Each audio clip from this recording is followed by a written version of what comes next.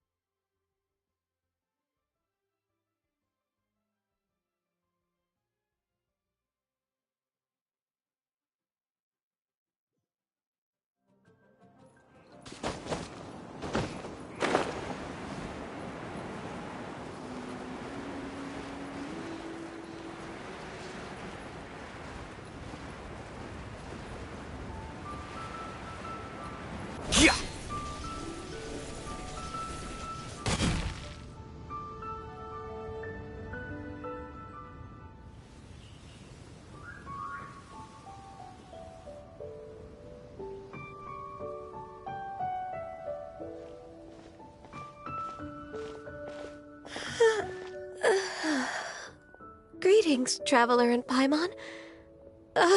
What time is it? Are you okay, Ganyu? You were nodding off there. Didn't you sleep well last night? I'm fine. Don't worry about me. Let's discuss the matter at hand. Since last time, I've been thinking a lot about the story Paimon told me. In essence, someone rescued a drowning man and performed some music. If that were all there was to it, it could have been many people, human or Adeptus. But the tune was allegedly so wonderful that the drowning man forgot about everything else, even his own impending death, and only came to his senses after being brought to shore. Perhaps there was an adeptal power at work in that music that he, as a mortal, could not perceive. Or perhaps he sensed a power surrounding him but lacked the words to describe it, not knowing where it came from. Either way, if this part of the story is true, then the rescuer has to have been an Adeptus. You really think so? But this story is all the way from Fontaine. Isn't this a bit of a long shot? Also, Paimon's really curious about how people from Fontaine think this fairy lady looked.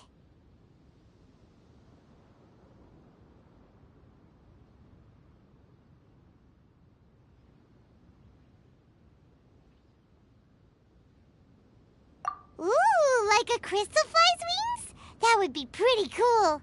But Paimon definitely can't imagine any of the Adepti looking like that. Actually, Ganyu, if you had to save a drowning person, how would you go about it? Huh? Me?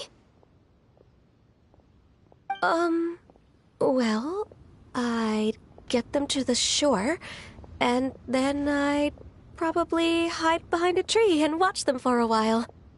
Once I was sure that they were going to be okay, I'd slip away without a sound.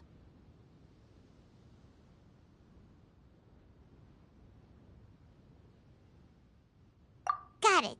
So basically, Ganyu's the type of person who doesn't like taking credit for her good deeds. No, it's not like that. I'm just not very good at explaining things.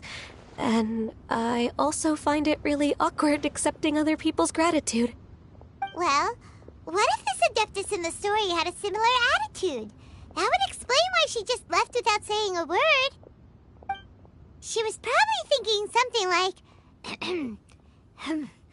one was merely passing by and saw fit to address this egregious disruption to one's graceful zithering at once. You may keep your thanks to yourself. That was actually a very good impression of Cloud Retainer, Paimon. As far as I'm aware, Cloud Retainer isn't the most musically gifted. Still, we can't completely rule her out just yet. If we set off now, we could head to Mount Outsung and ask her about it. You'll be able to confirm either way if it's her, and I can, I've been in Lea Harbor for so long now that I'm just not as familiar with the Adepti anymore. If there's anything we want to know about them, she's the best person to ask. Sounds great! And we're pretty close with Cloud Retainer by now, so we probably don't even need to bring her food this time, right? I've prepared a gift for her to mark the festival, just in case. However...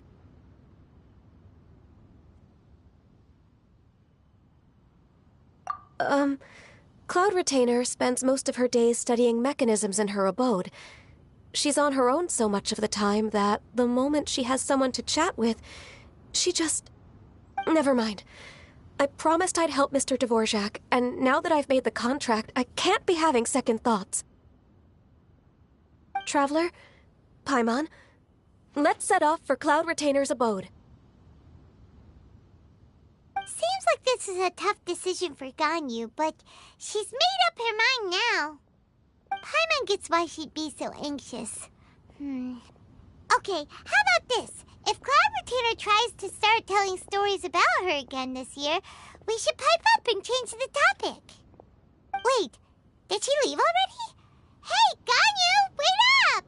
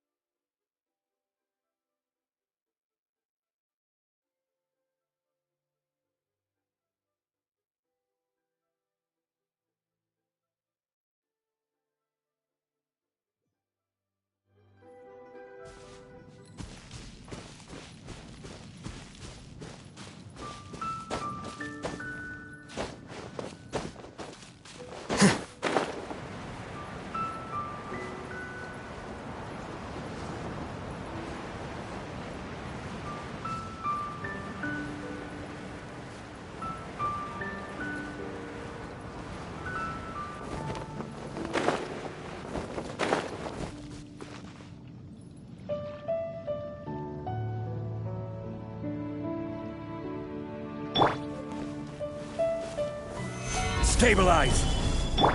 Yugler, you're up!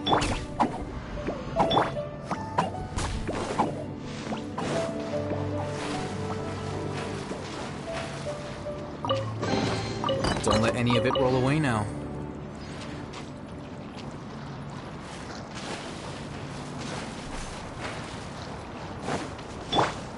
Don't be scared!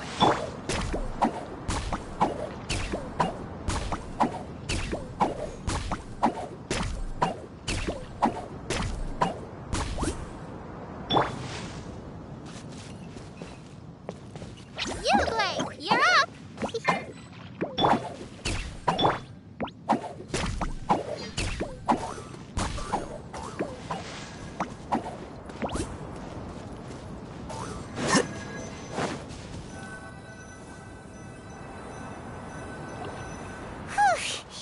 Paimon's so tired from trying to keep up. Don't either of you need to take any breaks?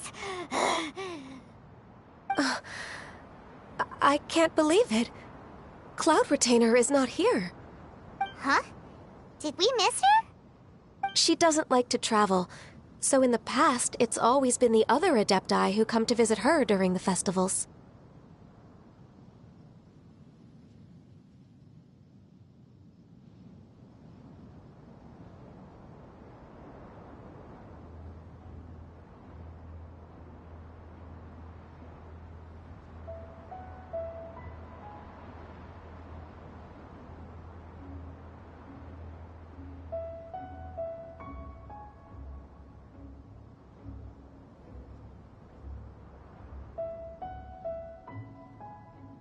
True. Now that I think about it, Cloud Retainer would be quite capable of taking care of anything on her own.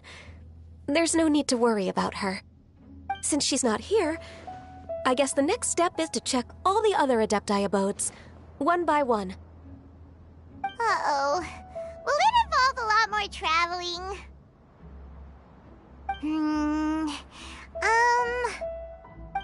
Got it! Paimon has a great idea! Please go on, Paimon. Our goal here is to find the Adeptus that helped Dvorak's ancestor, right? We can't hear any music right now, but if she's really as nice as the story suggests, she'd definitely come to help anyone who was drowning, right? Yes, I think that's fair to say. So, all we have to do is get the Traveler to pretend to fall into the water, and the Adeptus will come to the rescue! You know perfectly well that Paimon can't swim! Paimon would sink like a rock!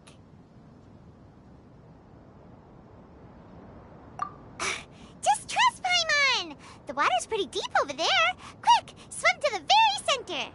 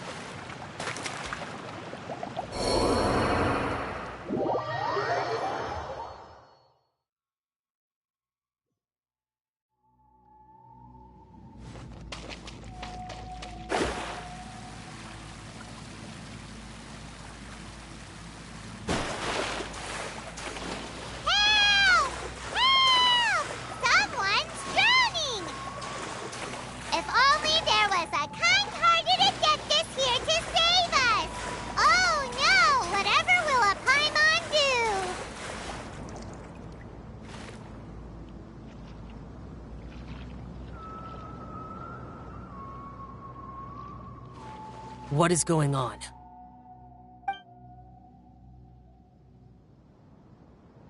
How do you feel right now?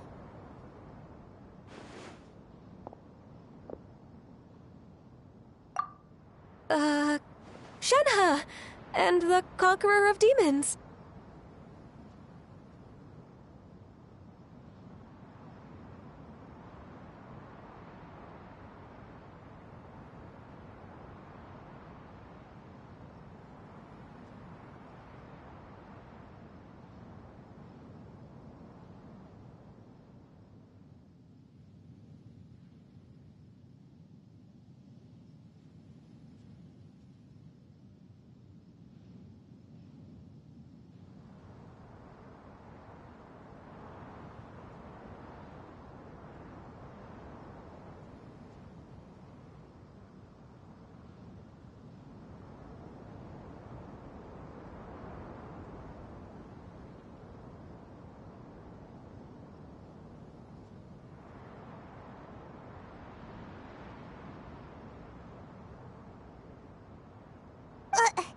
Why don't you say something?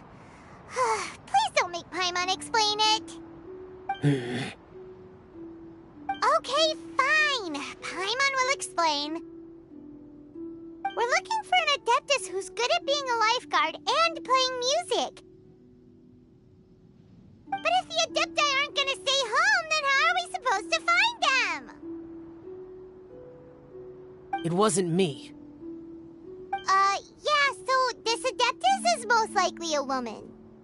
And I am not an Adeptus, as you both already know, Traveler and Paimon. Okay, so this is Paimon's fault.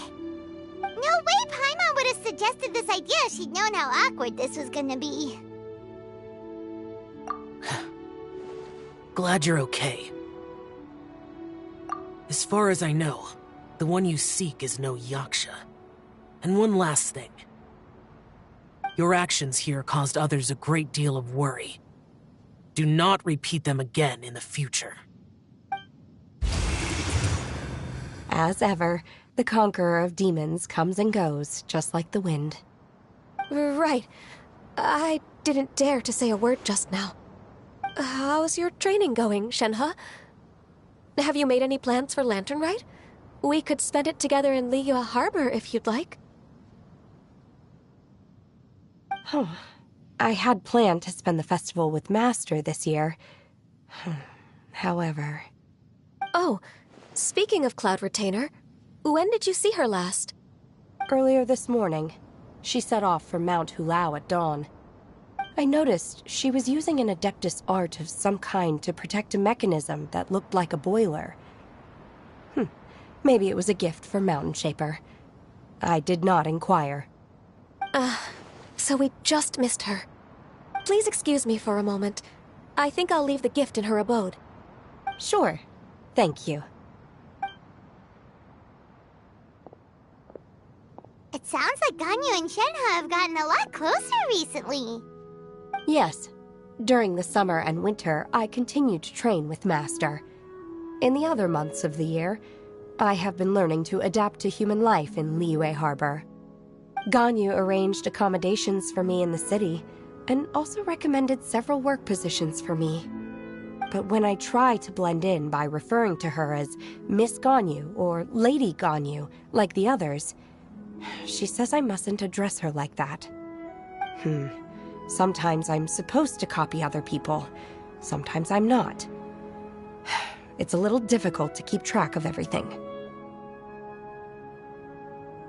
Oh, is that what it is? Noted. So, you came looking for Master today because you wanted to ask her about the Mystery Adeptus. Is that right? Yep. Oh, speaking of that, have you ever heard any music while out training in the mountains? Music? What is that? It's... a kind of a happy or relaxing sound. Or, a nerve-wracking sound. Or even a terrifying one. Okay, I'm done. I also left her a note so that she knows where to find us. We won't miss her again. Yay! That's really helpful. Thanks! We were just talking about this thing called music, and based on Paimon's description, I do believe I hear it every day. Please follow me. Oh, really? Great, let's go!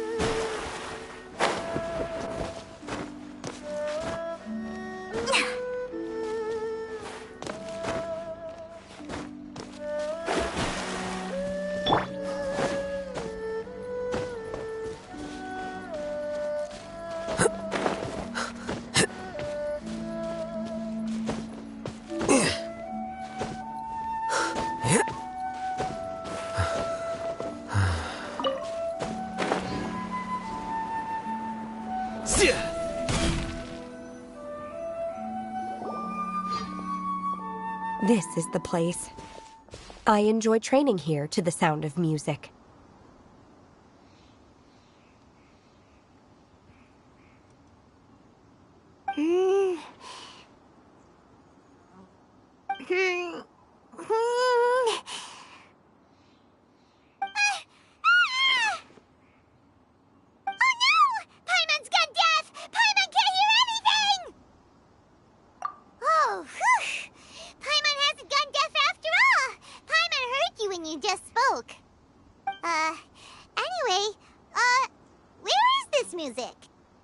The faint sound of birdsong, the quiet murmur of the streams. These are relaxing sounds. Are they not the music of which you speak? Oh, Paimon wasn't quite done with the description. Okay, fine, it's all Paimon's fault. What we're looking for are not the sounds of nature, but melodies played on special instruments. Oh, and a melody is? Hey, don't you patronize Paimon! Let's get one thing straight. Paimon knows plenty of nursery rhymes, but Paimon does not sing on demand without payment. Hey, why don't you just sing that one melody Shen has heard before? It'll probably help her to understand what we're talking about.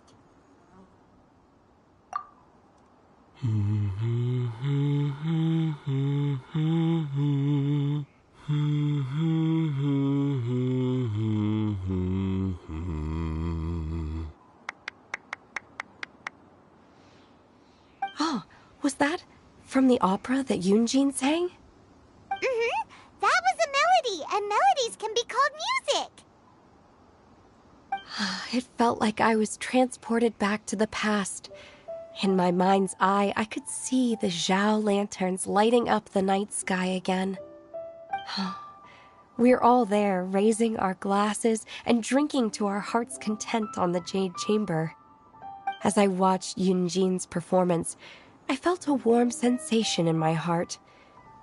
And as the drink reached my stomach, it went from warm to hot. When you hummed that melody just now, feelings from a whole year ago came right back to me, as strong as they were on that day.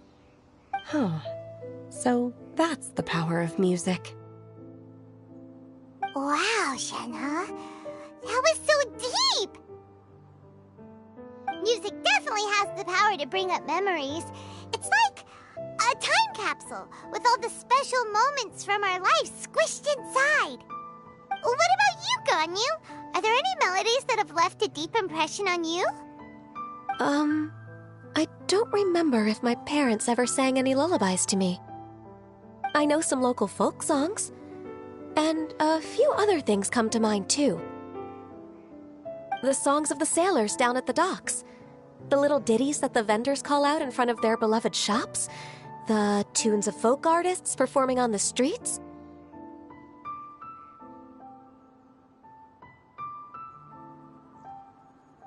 Yes, that's right. In the past, whenever I heard the sound of those tunes, I always felt that they were worlds apart from me. Nenny and Liyue probably view me as a non-human. And they are right, in the sense that I never could connect with humans' artistic expression and their sentiments. So I haven't been able to integrate into their community and be a part of their lives. At least, that's the view I held in the past. Only more recently did I start to realize that the only barriers are ones that I have erected with my imagination. The way those melodies make me feel isn't all that different from other people after all. They're about mundane details of everyday existence. Life's ups and downs, joys and sorrows. Even though we come from different backgrounds and have different stories to tell, when it comes down to the most common things that we see and experience around us each day in the city, in that sense, we're all the same. You go, Ganyu! You're really making progress. You have loads of friends in Liyue Harbor when you think about it. Like, okay, maybe some are more like coworkers and bosses. But at the very least, Keqing and Shenhe are your friends now, right? Yes, I am. Technically speaking, we should refer to each other by the conventional forms of address used among fellow disciples. But now that I know what constitutes a friendship, I do believe we are more friends than co-disciples. Thank you, everyone. Once the days are warmer, I would like to host you at my home in the city. Please invite Keqing as well. I've planted many types of flowers. I'm sure some of them will be to your taste. You are too kind. I couldn't possibly. Nonsense. You are my friend. I have cultivated and cared for the flowers just as you taught me. Once you've seen them for yourself, I am sure you can advise me how to do an even better job next time. I will save some for decoration. We can feast on the rest. Then, thank you in advance. Wait, what is that saying again? If you insist? Do people say that? I'm not completely sure either. It doesn't matter, okay? You got the point across. No need to split hairs. Paimon's more concerned about your idea of a girls' night out. Eating flowers? Really? Does this have anything to do with you both being the disciples of that illuminated bird? Who dares refer to one not by one's Adeptus title, but merely as that illuminated bird? Master. Our Our greetings, Cloud Retainer. Ah! There it is! The illuminated bird has landed! Double humph. Now she has the gall to use it rather than she. Even after being chastised once already? Barely a moment has passed since we last met, and yet your impertinence has reached new heights. Very well. If you refuse to learn your lesson, one shall scold you no further. One has received your message from Ganyu. On the matter of the Adeptus you seek, one suspects to know their identity. Well, shall one lead the way? I still have to complete my training for today, so I will bid farewell to everyone here. Very well. Await my arrival at one's abode later this night. On this special occasion, you should indulge yourself with some savory dishes. If you want to release a Shao Lantern, come and find us anytime. Thank you, everyone. Happy Lantern Rite to you too.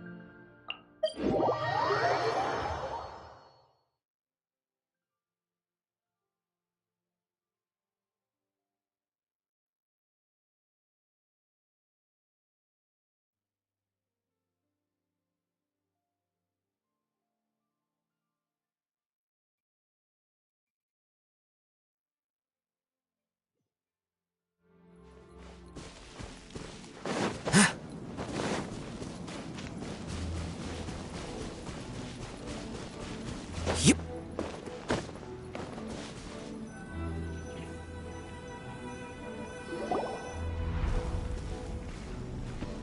Is this Guili Plains? Cloud Retainer, why did you bring us here? Ganyu is of course familiar with the name Guizhong, but have you ever heard of her?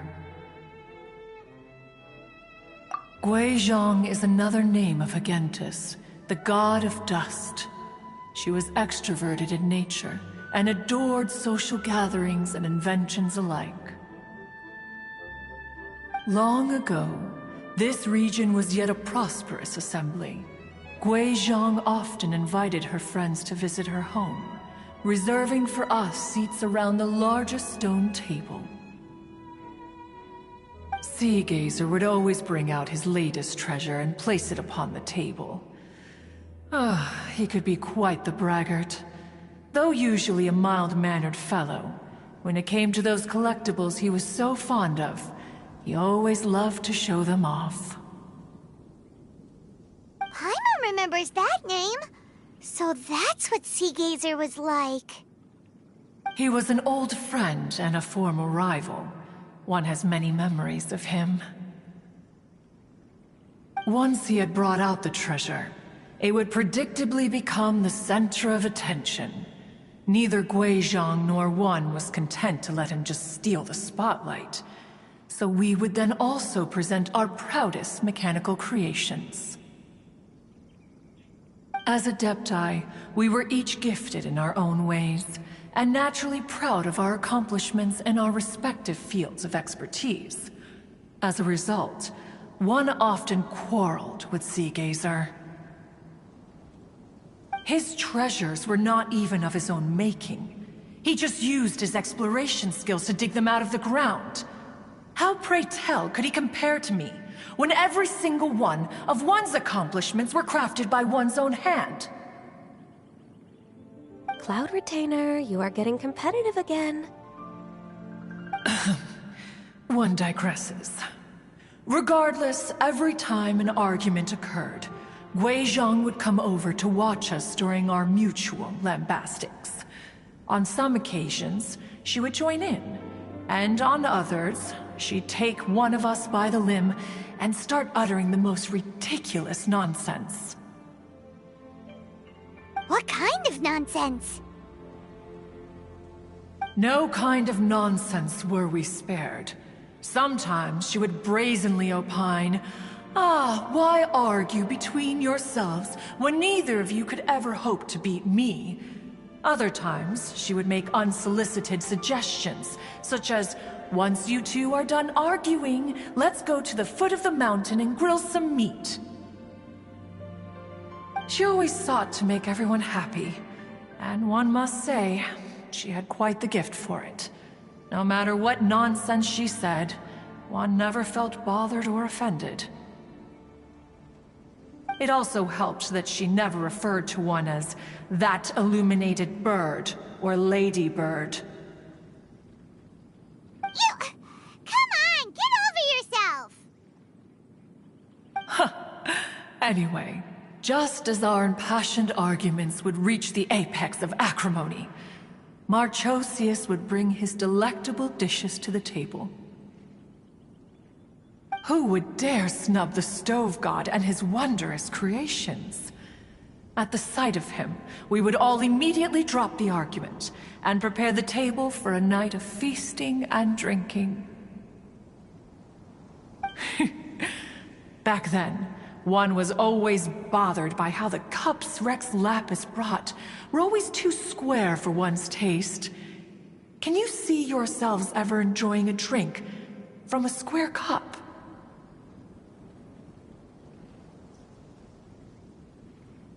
Precisely. So, as you can see, even one as great as Rex Lapis was not immune to making the occasional blunder. Even one could never find fault with Marchosius's cooking. As we ate, Guizhong would continue to find topics for conversation, filling the table with humor and laughter.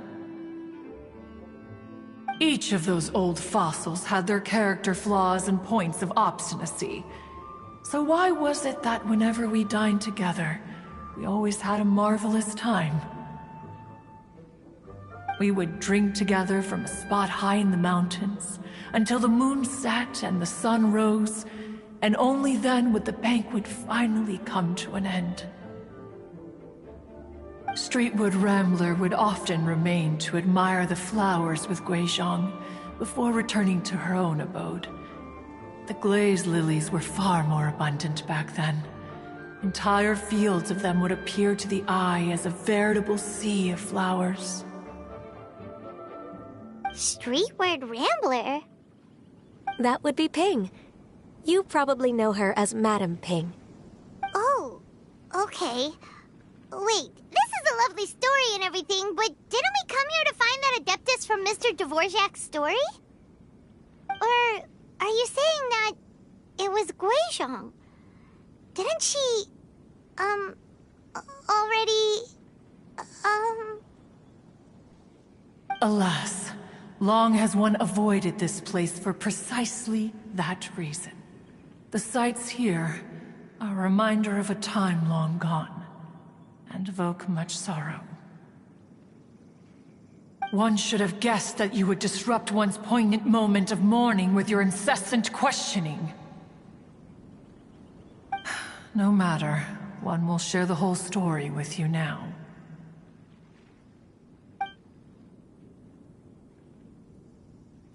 In times gone by, one quarreled oft with Guizhong concerning mechanical principles. We each had our ideals, and neither would yield. Under the pretext of a social gathering, one invited the impartial Rex Lapis to judge the quality of our creations. But Rex Lapis declared that Guizhong's Obscuro Vulpus mechanism was superior. Though one was too proud to acknowledge it, in one's heart, one knew that Guizhong was indeed the superior talent in the mechanical arts. As for the story between Guizhong and Streetward Rambler, that begins with a certain bell. In Guizhong's opinion, while mechanisms were no substitute for human composers, they were yet capable of producing simple but fine melodies. But Streetward Rambler believed music to be an expression of the soul, an emotional enterprise that could never hope to be replicated by machinery. They argued endlessly, until one asked Rex Lapis to intercede. He confiscated the bell and designated it for ceremonial use. Thereafter, one would often find them convening in the mountains, discussing music, mechanics, and all the affairs of the mortal world. But these good times were not to last. War broke out between the gods, and soon engulfed the Guili Plains. Guizhong was overpowered by the enemy, and fell in battle. When Streetwood Rambler and I arrived at the scene at long last, all that remained among the ruins was her lifeless body. After this, at Streetwood Rambler's request, Rex Lapis granted her the cleansing bell for safekeeping. To honor our friend's memory, one made a few finishing touches to her ballistic device. Many lantern rites have passed since then. Many greetings and goodbyes. Upon what do you gaze? The Guili Plains? No. It's everything.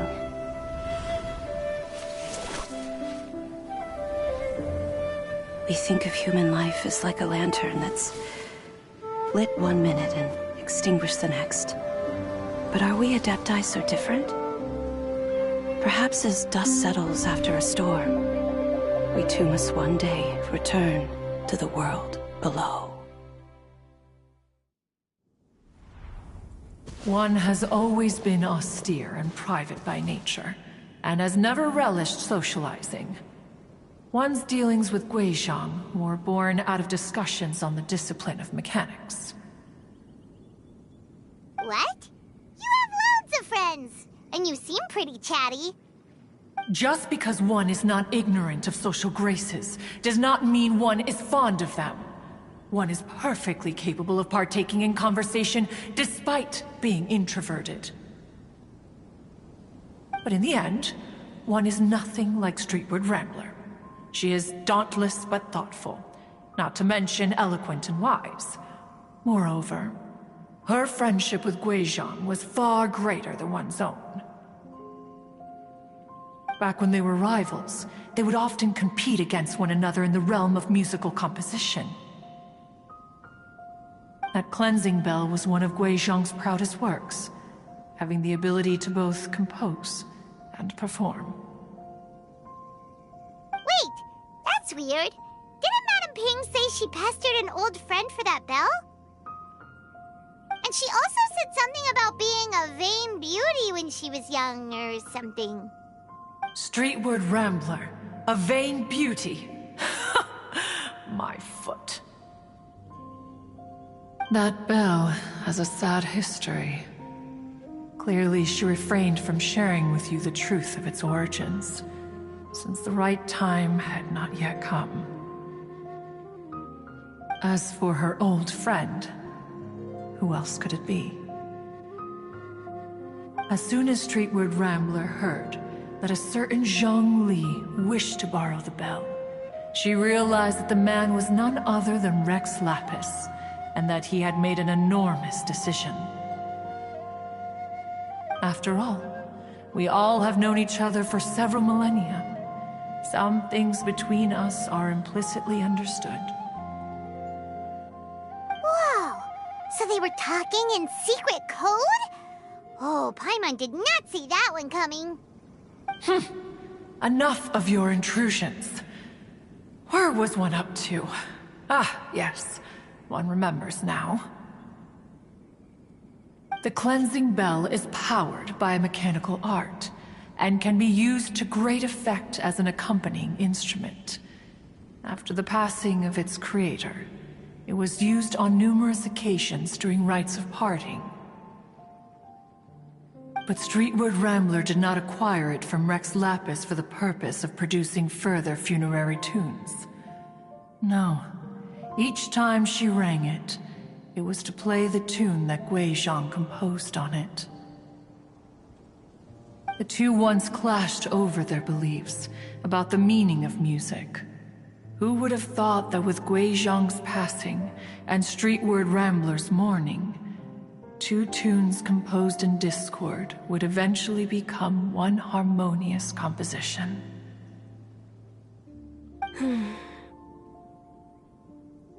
Once upon a time, Streetwood Rambler also loved gatherings, liquor, and music. But after Guizhong passed, she preferred her own company. She could often be found sitting alone at a mountain summit, contemplating and reminiscing with her zither. The music would go from mournful to soothing to impassioned.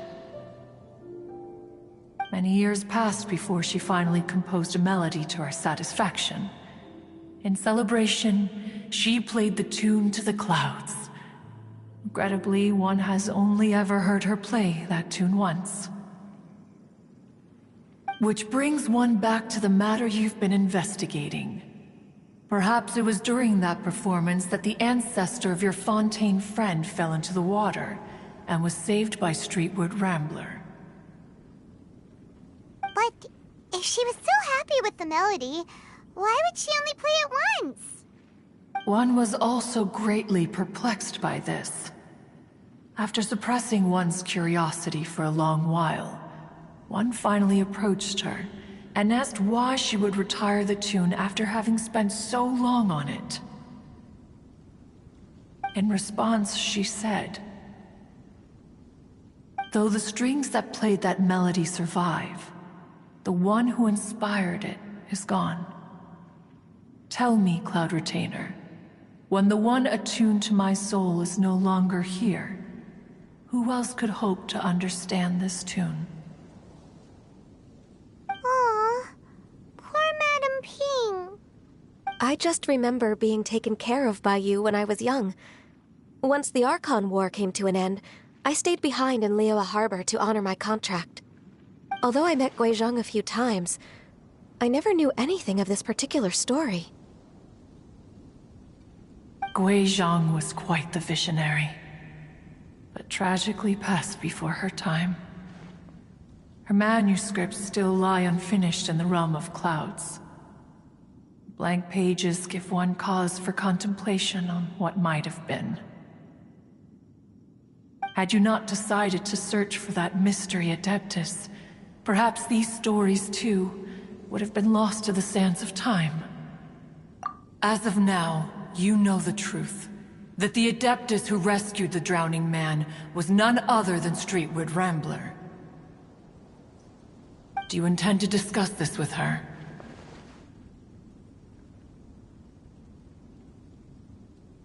Do you mean Ping might find the topic too distressing? Precisely. The passing of our old friend is a heavy topic that both of us are usually careful to avoid. If I may be so bold, Cloud Retainer, could it be that this is just your own personal opinion? Oh? How so? I've been in Liyue Harbor for quite a long time now, and I've witnessed many farewells along the way, so I too am well acquainted with the pain of the passing of a loved one. But this doesn't bring the city or its people to a standstill. They have to keep moving forward. Someone as perceptive and wise as Ping will surely have come to understand and embrace this. Though these immortal mountains have lost an Adeptus, the harbor of mortals has gained a wise elder. No loss can ever be undone, but there is always much that can still be gained. Ping has helped countless people, and will guide many others in the years to come. And all to whom she extends a helping hand become her friends. People she can admire flowers and discuss music with. Though it is heartbreaking to lose a kindred spirit, life goes on, because there are new friends waiting for you further down the road. We even asked Madame Ping what she thought about adding a music festival to this year's Lantern Rite. Oh, when we get back, why don't we just ask her if she'd like to perform? Maybe we can even get her up on stage. You youngsters and your imaginations. Why don't you come with us? It's been a long time since you last spoke with Ping, and Liyue Harbor is always decorated so beautifully during the festival period. Is not every lantern rite the same in this regard? Were there ever anything new to discuss? One in Ping could meet any day of the year. I disagree. Each new day and each new year is different from those that have come before. How long will you simply let them pass you by?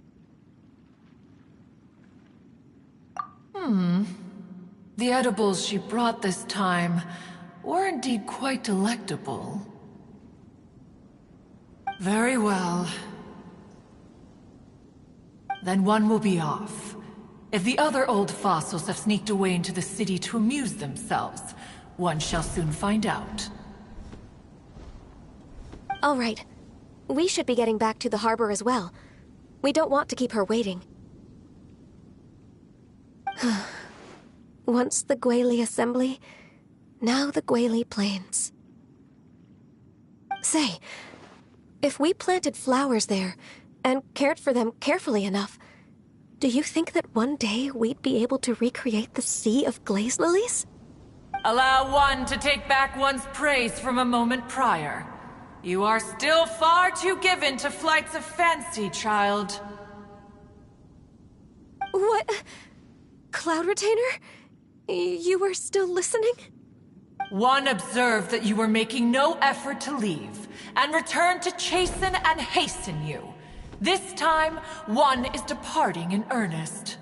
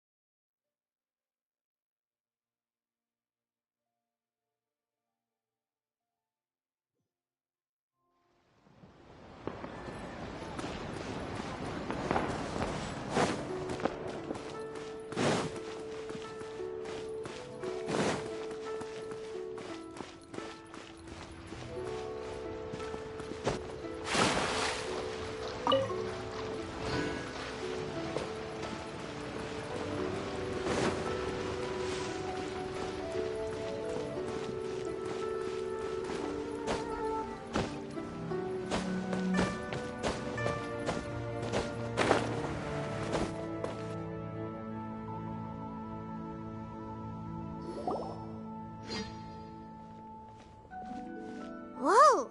Madam Ping? And Cloud Retainer? It appears you made haste after all. One arrived but moments before you. Oh, bless my soul. To what do I owe the honor? How nice of you all to come and visit me. Miss Illuminated Bird, haven't you said anything yet? Said what, precisely? And why should one be tasked with saying it? 'Cause you're the one who's known Madam Ping the longest. Street word. Or rather, presumably, you would prefer to be addressed as Ping? Oh, Cloud Retainer, you are uncommonly polite today.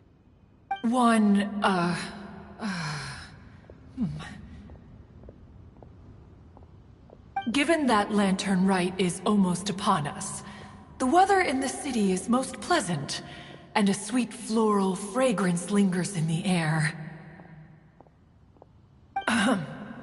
Ganyu, please continue from here. Huh? All right. So, this all started because we were trying to help Mr. Dvorak find the Adeptus who saved his ancestor's life.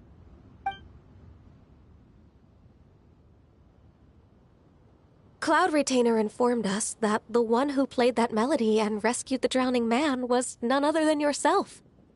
Let me think. Yes, I do believe I recall that encounter. What a long time ago that was. I'm surprised that you still remember it. Even more astonishing, perhaps, is the fact that this story has survived this long at all, when mortal lives are so very brief. It appears that she has proven herself right once again. Who's she? We like to call her Guizhong. From the look in Cloud Retainer's eyes, I sense that she has already told you all about her. Albeit reluctantly, one might add. There is no harm done. After all, Lantern Right's very purpose is to commemorate the heroes who gave their lives for Liyue. Although Guizhong did not live to see the splendid sights of today, she was as much a hero as any other. So how has she proven herself right again exactly? Once upon a time, she said to me that humans were a weak form of life that she wished to protect with her wisdom. But as she interacted more and more with them, her opinions on them began to change. She marveled at the beautiful complexity of their spirits, the sheer splendor of all they could accomplish through their hard work and intelligence. She told us that to underestimate human potential would be to make a grave mistake. With the smallest amount of guidance, enormous power can be unleashed in them. And a human who has reached their full potential may well be her equal. Someone who could have as much to teach an Adeptus as to learn from them. She always had a way with words. That her mechanical accomplishments were judged superior to one's own was, one suspects, in large part due to her sheer eloquence. Speaking of mechanics, Cloud Retainer, do you still remember that potted plant mechanism? The one that the two of you gave me as a gift? Of course. Guizhong and one both put an immense amount of effort into that gift. It would be no overstatement to call it a testament to each of our individual technical genius. As Guizhong once said, it takes every blade of grass and every flower to make a homeland. When I see the sight of Liyue Harbor before us today, I am reminded of this. Madame Ping looks very emotional right now. Of all of us, it was Guizhong who was the fondest of these grand and exciting occasions. If she were still with us, I'm quite sure she would still be trying to best Cloud Retainer's finest works at every opportunity. Liyue Harbor is always filled with the sound of music at this time of the year. If she were here, one is certain that she would seek you out to discuss and debate the virtues of various melodies. Oh yeah, music! We've been dying to ask. What was the melody that you played back then? Oh, also, with you being such a music expert and all, why don't you join the concert as a performer? I can make arrangements right away. Oh, as much as I don't wish to dampen your enthusiasm, it's been a long time since I played this zither. My fingers don't have the dexterity they once did. And whenever I play that tune, it always reminds me of her.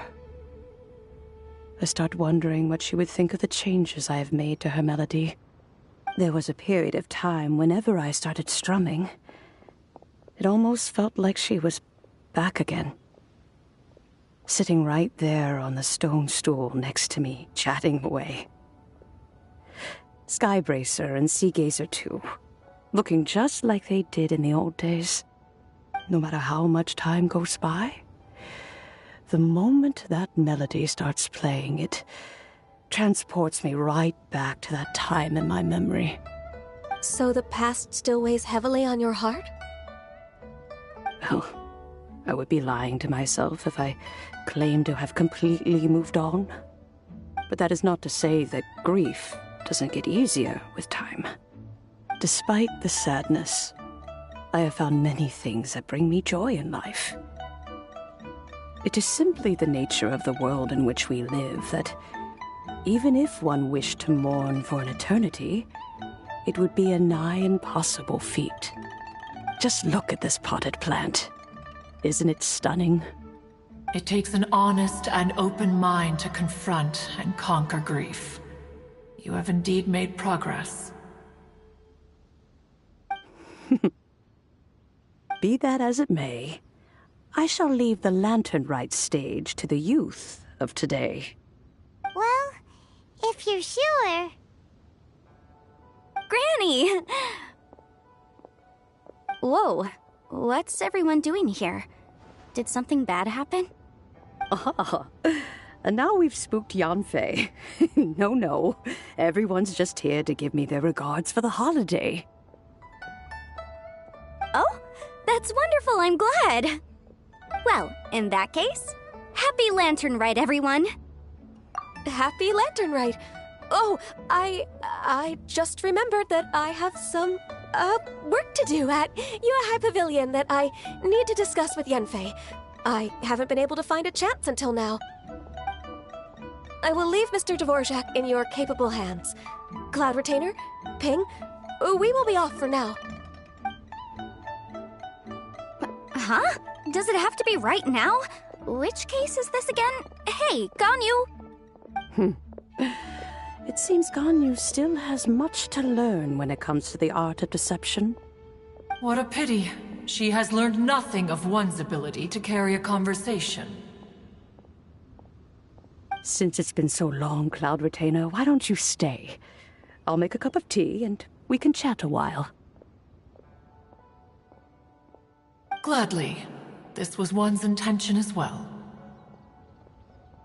When you next see the Fontaine musician, please give him my regards. I'd like to wish him the very best with the concert. You got it, Madam Ping! Thank you all. I think you've listened to enough of my nattering for one day. As for that melody, I will play it for you all another time. Goodness knows I need to practice it first. Wow, that'd be great! We'll look forward to it.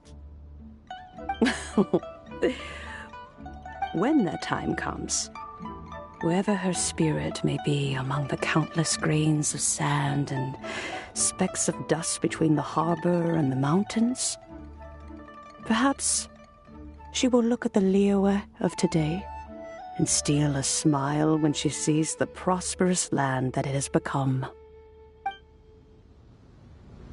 All right, let's go tell Mr. Dvorak the news.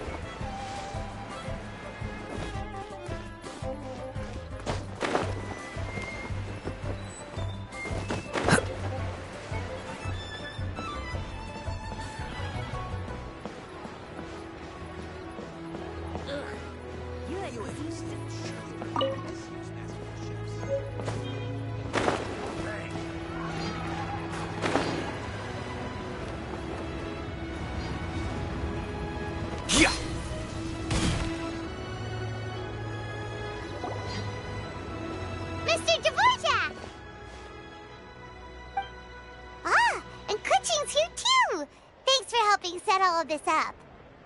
Welcome back. Did everything go well? Really, really well. We found the person Mr. Dvorak was looking for. Are you serious?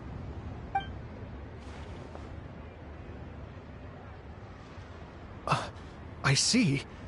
So the melody my ancestor heard was an Adeptus remembering her late friend? That certainly explains why it was such a powerful and poignant tune. Huh. That's a really interesting first reaction. Guess that comes with having a musical mind. I have to say, though, it's hard to believe that the fairy from the tale is now an elderly granny. Oh, Paimon knows exactly what you mean. Normally, Adepti don't age at all. But Streetward Rambler, or Madame Ping as we know her, probably only became old because it's what she wanted for herself. Madame Ping possesses vast knowledge and great wisdom. Whatever physical form she may decide to take, her mind and wits are as sharp as they come. Yep, Keqing summed it up perfectly. That's exactly what Paimon was trying to say. I think... yes. I must thank her in person. That can wait until after the concert, though. For now, I need to devote all my emotional energy to the performance. Ah, speaking of, Madame Ping wishes you all the best at the music festival. Paimon has a sneaking suspicion that she'll stay in her usual spot, but listen to the performances from afar. Wait, are you serious?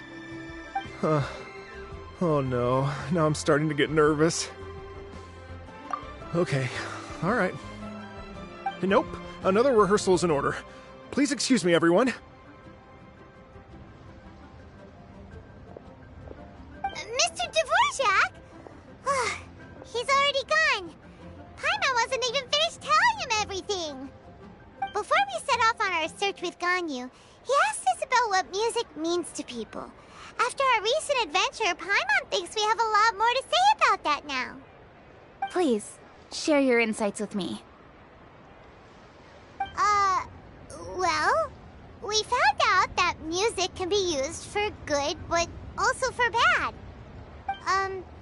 It can make people happy and moved, but it can also be sad and bittersweet. And music is like a kind of memory written in people's hearts. It can put you in touch with feelings from a totally different time and place. It sounds like you had an eventful trip. Don't worry, I'm sure Ganyu will fill me in on all the details shortly. Wait, does that mean you're gonna carry on working? Mm-hmm. Just a few things to wrap up. All the groundwork is done. As long as everyone enjoys the festival activities, all our efforts are worthwhile. Happy Lantern Rite to you as well. Whew. That should be everything taken care of, right? Oh, no, wait. Paimon feels like she's forgetting something. What was it? Oh, it feels like it was a while ago. Shoot! Latent... Wait, no. Anyway, fancy bamboo shoots!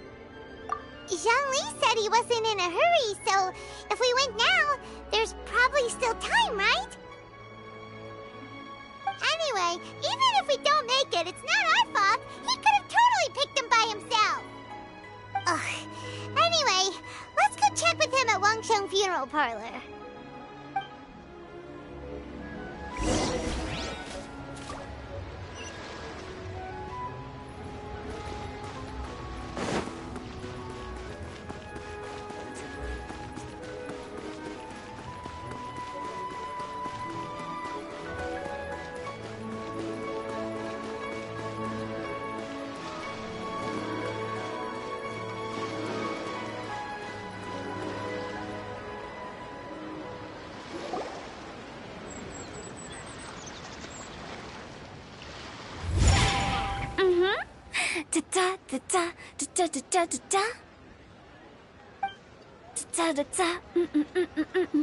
Oh!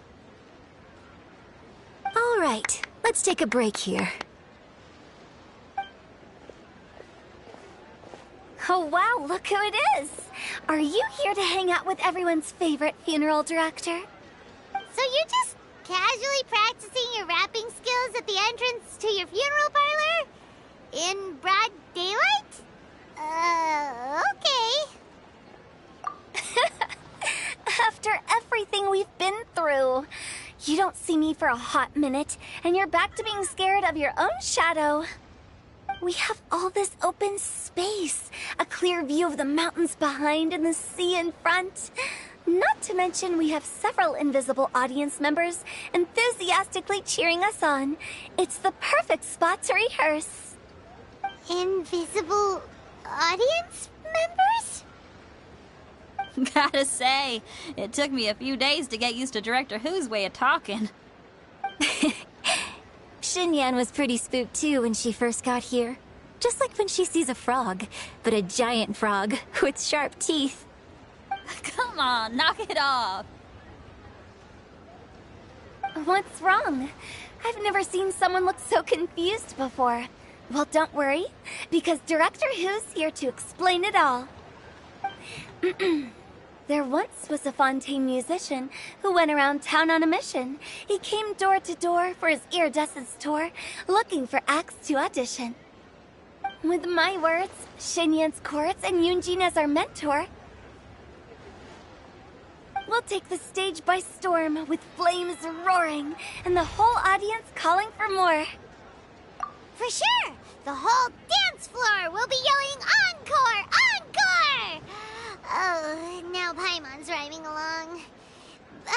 But when you say flames roaring, are you sure this will be safe? No, don't you worry about that. I'm pretty experienced on the stage, and I've already informed the Yuhong of all the pyrotechnics we're planning on using. Huh. Guess we'll just have to trust Xinyan on this one.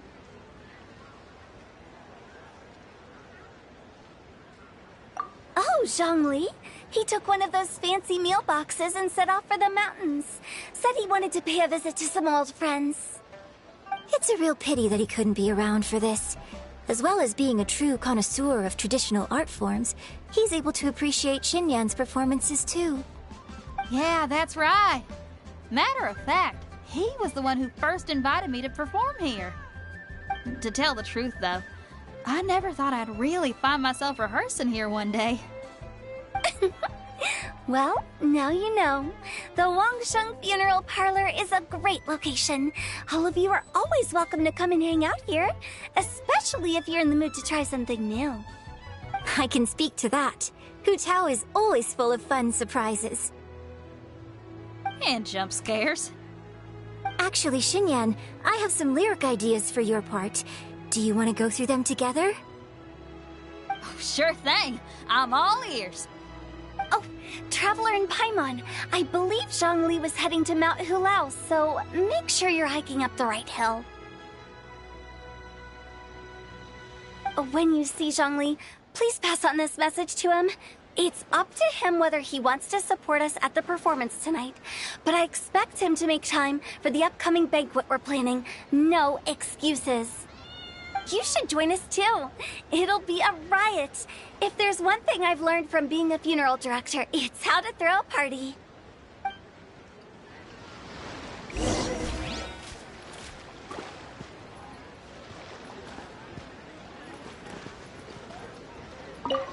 Okay, everyone. I think that's a long enough break. Let's take it from the top, shall we? Ms. Yoon is such a strict mentor. These breaks aren't even long enough to have a sip of tea. Well, you were desperate to get involved, and this is what it takes. If I gave you half the chance, you'd be sipping tea till nightfall. Hey, how about I treat us all to some late-night snacks once we're done? Hu Tao, what you craving? How about some stir-fried filet with a side of crab roe tofu? Where are we gonna find crab roe tofu so late at night? We could always just go pester Masterful Chef Zhongling. Now I'm hungry. All right, let's knock this out and then go grab some food.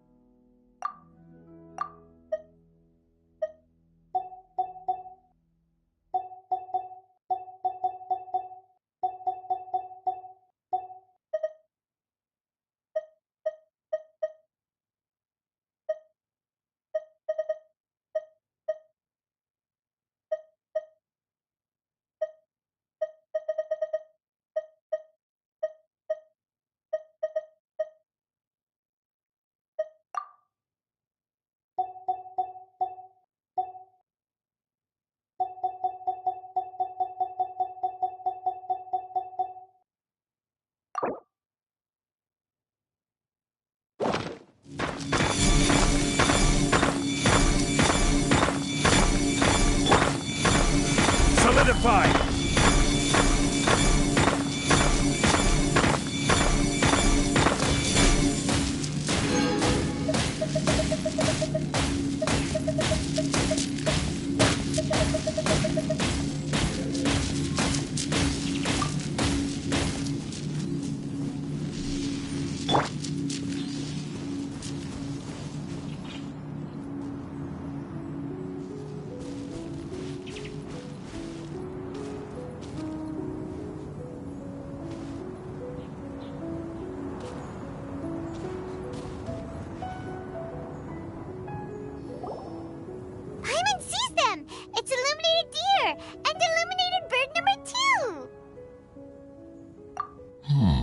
A familiar face.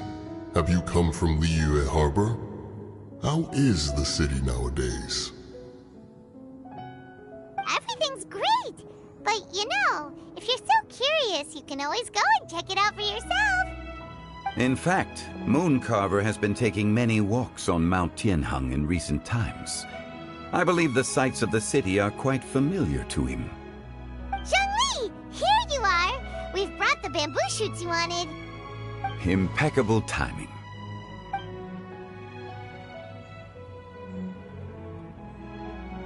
Traditionally, bamboo shoot soup ought to be slow-cooked for many hours on low heat. Using Adeptus arts to hasten the process is something of a shortcut.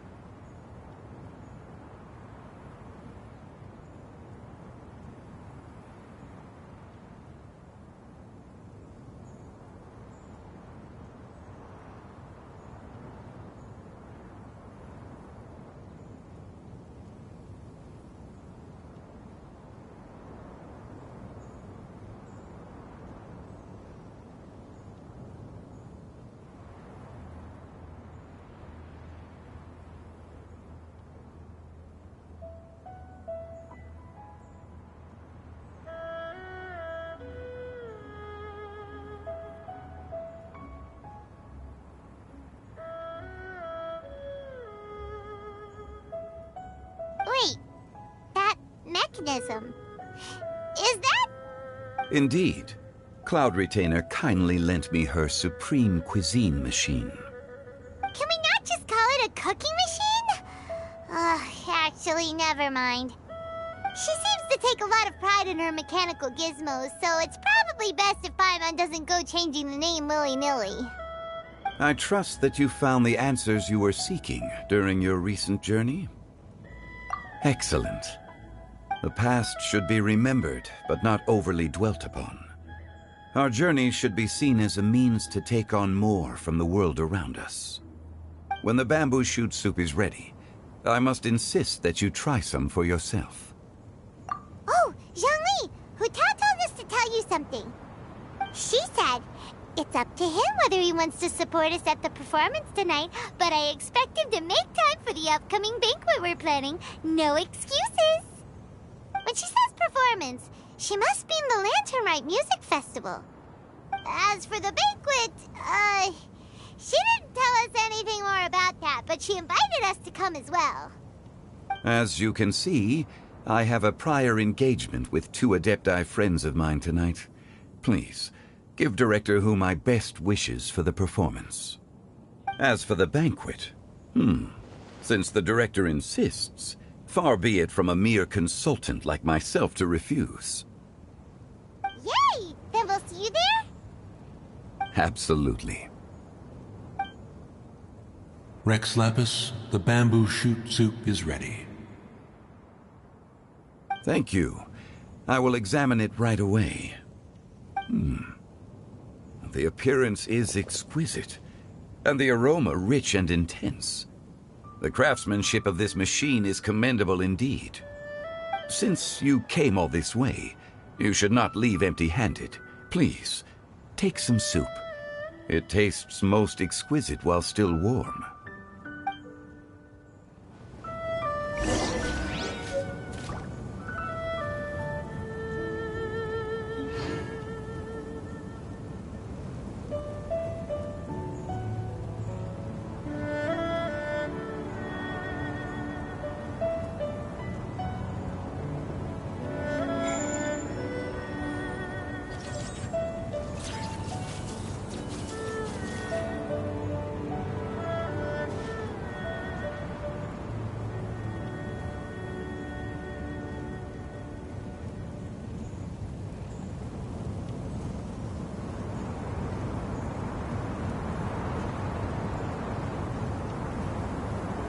Wait. Huh? No. Whatever.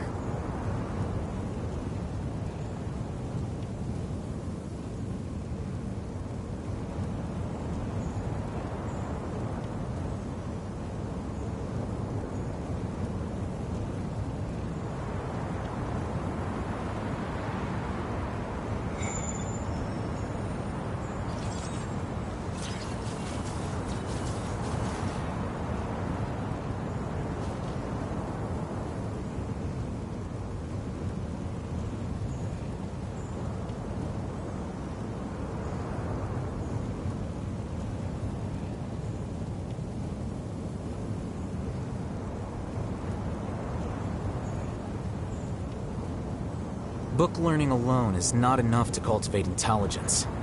All those scholars in the academia are prime examples.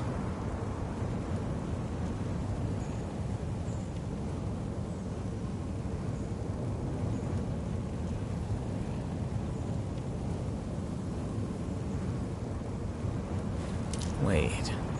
Huh? No. Whatever.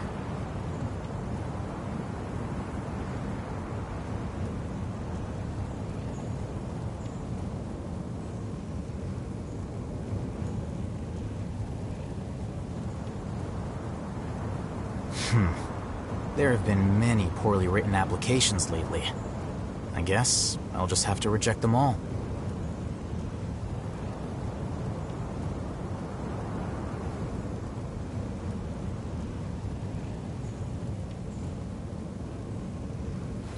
Wait. Huh? No.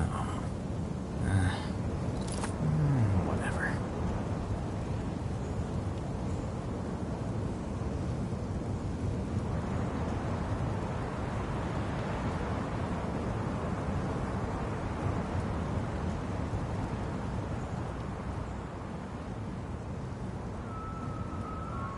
The scribe's work is simple, which is exactly why I took the position.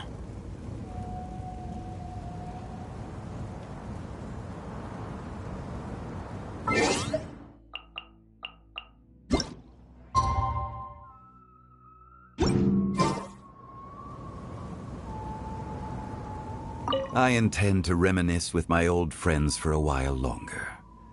You ought to get back to Liyue Harbor. There is a performance you do not want to miss. Had one known that Cloud Retainer was in possession of such eminently useful devices, one would have sought to borrow one from her long ago. And yet, since you share my lack of enthusiasm for mechanisms and fine dining, it would have become a mere decorative ornament in your abode. Not so.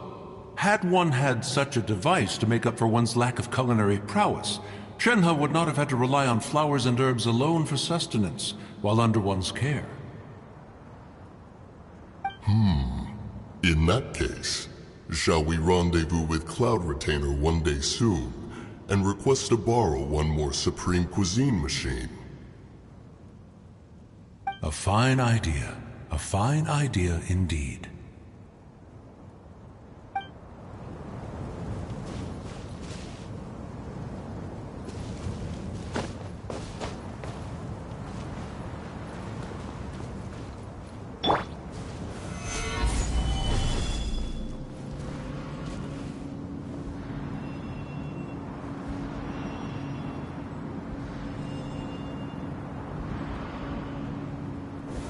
Stabilize!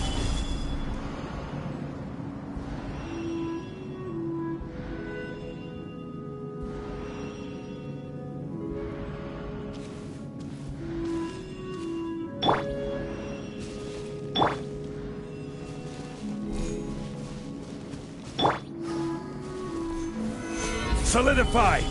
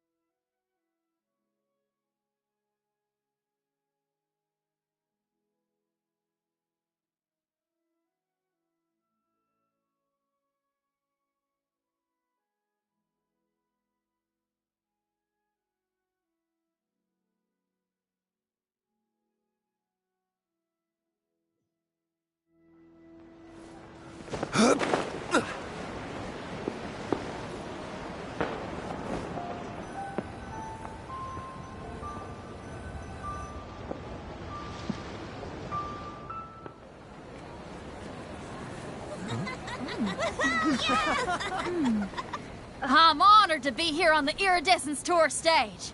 All right, without further ado, I'm Xinyan, this is Hintao, and this is a little something called... The Flame Lilies!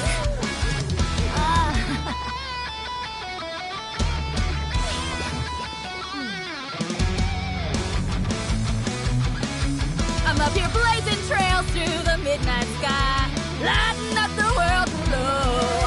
And when the crowds all hear my voice, they'll meet the spirit of rock and roll. Let's go! Hey, you butterfly, you too buzzing by, guiding your way to the afterlife, opening the path without a fright. Oh, I'll light the fire, watch it blaze across the universe. I'll spit my rhymes, watch your step, or you'll get burned. Hey, woo!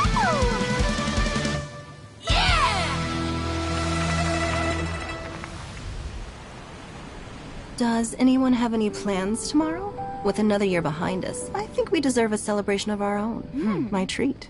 Interested? The Tianquan footing the bill? I can't miss out on that.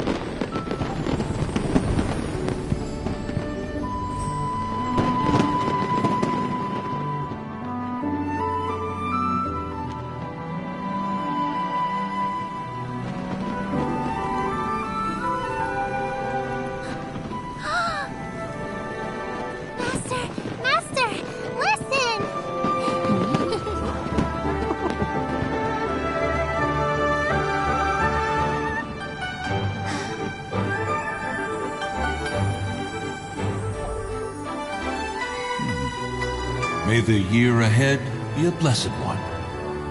I believe it shall be.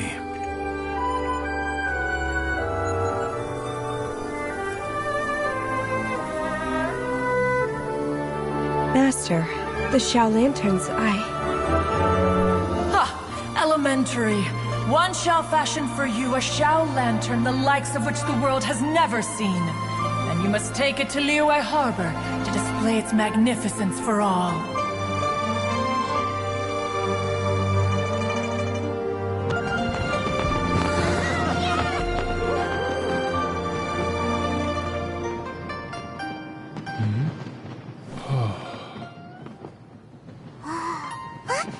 Listen! That must be Madame Ping!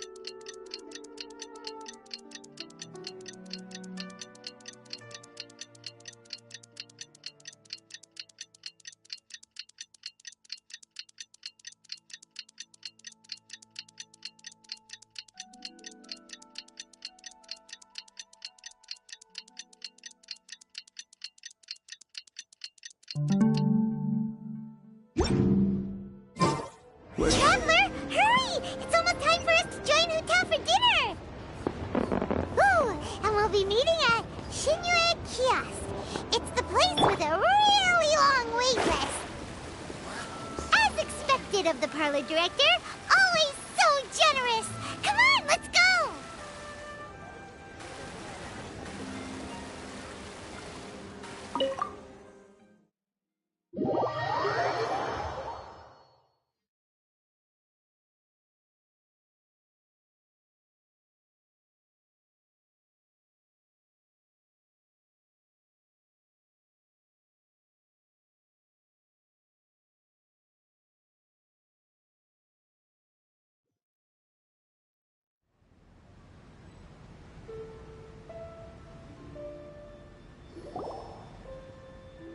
Oh, so that's how it is.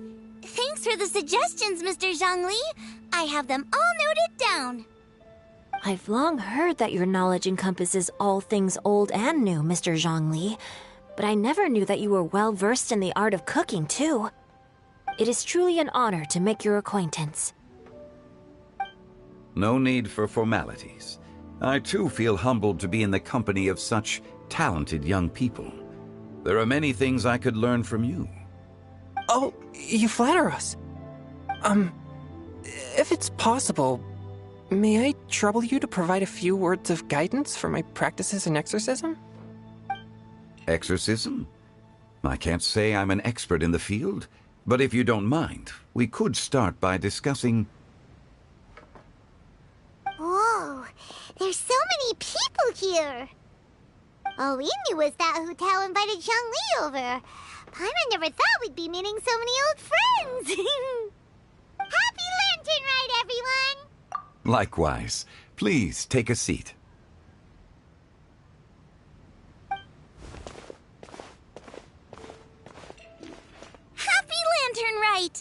Are you having fun? Me too. I've seen Xinyan perform before, but this is the first time I've watched something like this. I heard that the audience loved it too, and she's been receiving quite a lot of performance invitations lately. She's more busy than ever, and Yoonjin's gonna help her.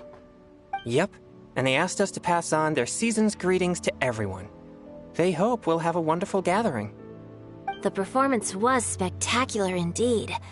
However, it gave Xiangling a huge burst of inspiration, which in turn gave us a bit of a headache. Us? Did Xiangling ask you to try out her dishes too? That, my friend, is beside the point. Watching you eat was enough for me. Come to think of it, I probably shouldn't have burdened Chongyun with eating my share too. Hold on. Xiangling came up with a new recipe? Let Paimon try! See? Someone here knows how to encourage people. Thanks, Paimon. Oh, and I have to thank Mr. Zhongli, too.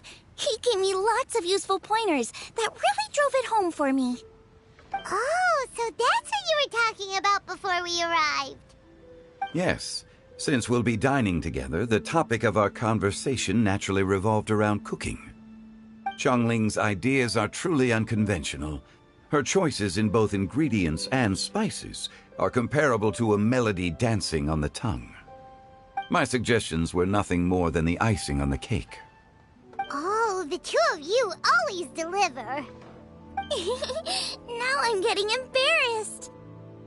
Anyway, I'll get everyone to have a taste after I've adjusted the recipe based on Mr. Zhongli's advice. That sounds like it might become a little safer to eat. How about I sample the dishes next time? Speaking of eating, Paimon feels like we're missing someone. Oh, Hu-Tao was the one who invited us, but she's not here. And where's Guoba?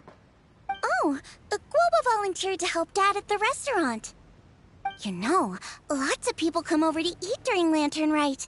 Without Guoba helping out, I probably wouldn't have had the time to accept Hu-Tao's invitation. As for Hu-Tao... The director went to collect a guest. She asked me to stay here and host you for the time being. Seems like it's almost time. Huh? Hu-Tao went to fetch someone in person?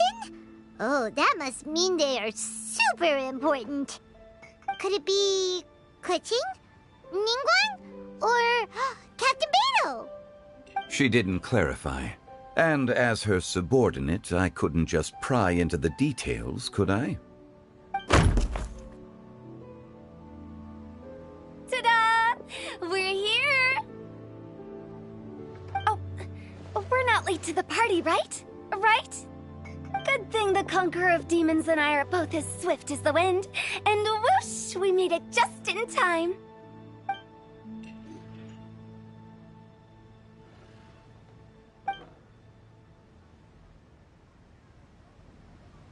Oh. I see. So the important guest is the Conqueror of Demons.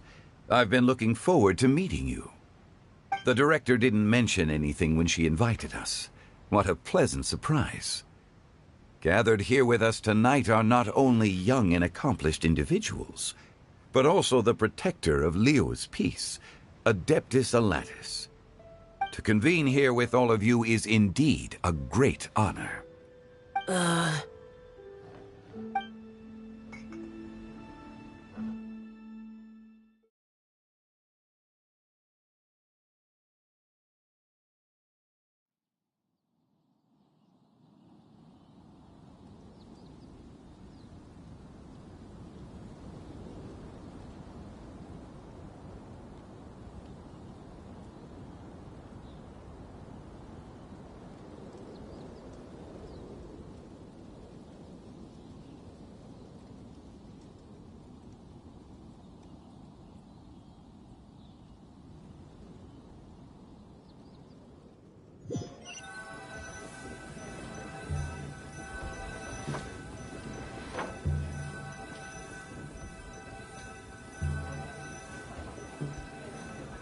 It's almost Lantern Rite, yet you took all the trouble coming here. The director has a way of making it difficult to decline. Rex Lapis, may I ask what troubles you? The director asked me to buy sesame oil in preparation for the celebrations. Huh. Then why would you come all the way to Wangshu Inn? I had a pleasant chat with Chef Yen Xiao and received some spices from him. And, see? Here's some matsutake and a portion of ham. What about the sesame oil? It's a shame. I couldn't find the kind the director was looking for.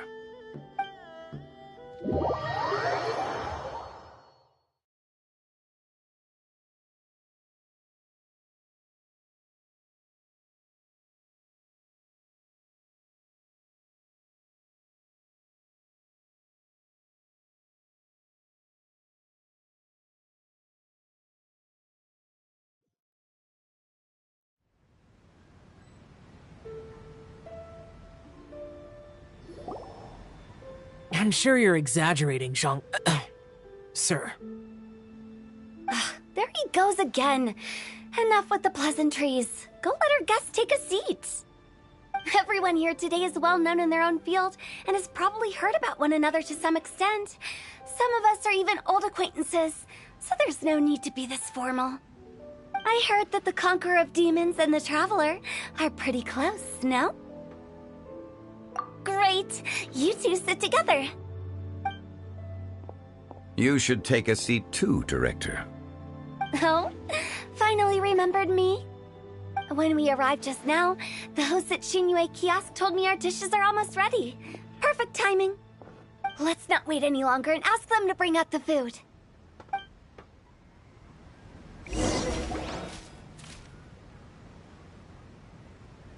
Paimon would have never guessed the person who Tao went to fetch was Xiao. Oh, that's also the first I've heard of the Traveler and Paimon being friends with the Conqueror of Demons. You know Xiao Chu? Knowing is a bit of an overstatement. I've always looked up to him. You might not know this, Paimon, but we exorcists have worked in close collaboration with the Conqueror of Demons for many generations, dispelling evil together, both in the open and from the shadows. Hard to imagine that thanks to Hu Tao, I've finally gotten the chance to meet him. Conqueror of Demons, I'm honored to make your acquaintance. Likewise. It is a great honor indeed to have a chance to meet the legendary Conqueror of Demons. Chongyun has brought that name up quite a few times in the past. I remember you mentioning wanting him to understand the importance of exorcists. We know each other too. He helped try my dishes during the Masterful Chef's cook-off. I didn't think we'd have the chance to meet again. Happy Lantern Rite. No anecdote, however, compares to meeting you in person. I'm Xingqiu, Shangli and Chongyun's friend. The pleasure is all mine. Whoa.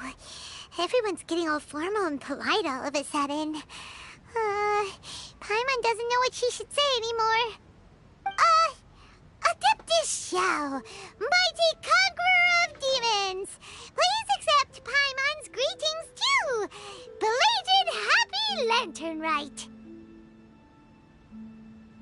Paimon tried very hard to look for a fancy word, okay? Don't be too harsh on Paimon! There's no need to be so polite. You're right. This was meant to be a nice little get-together between friends after all. Too much formality kills the atmosphere. I didn't plan this gathering only for everyone to walk on eggshells. Hiya. What's your true intention, then? A little get-together between friends, sipping the finest tea and watching lanterns float into the sky, bidding farewell to the past, and embracing the present with joy. And that is something our consultant would say. I think it deserves a standing ovation. Indeed. Exceptional acting skills, Director. As for me, I'm just here to have fun and treat everyone to something good. We all worked really hard this year, whether traveling or guiding. cooking, helping with the family business, exorcising evil spirits, or conquering demons. And of course, our consultant, who's been helping out at the parlor every now and then. Everyone has done some pretty amazing things. As the one who brought everyone together, it goes without saying that I'm the one most deserving of praise. Huh? Sounds kinda self-important, but Paimon thinks it's pretty amazing that she managed to talk Xiao into coming. He rarely ever enters Liyue Harbor after all. It wasn't as complicated as you think.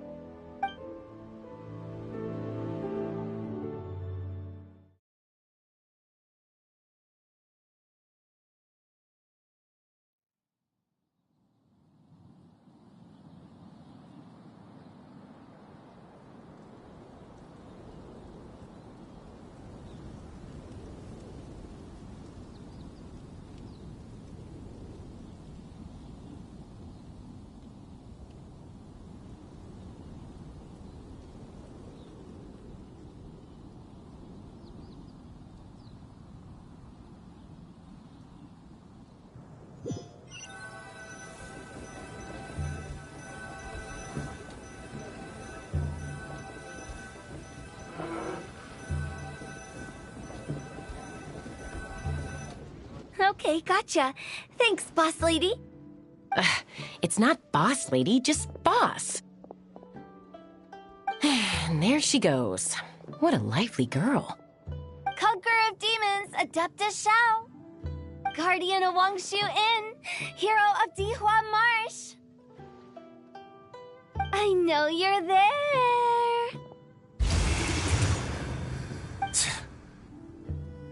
Quiet. Do not disturb the peace.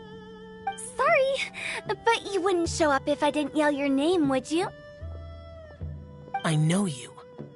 You're the 77th director of Wangsheng Funeral Parlor. Is there something you need?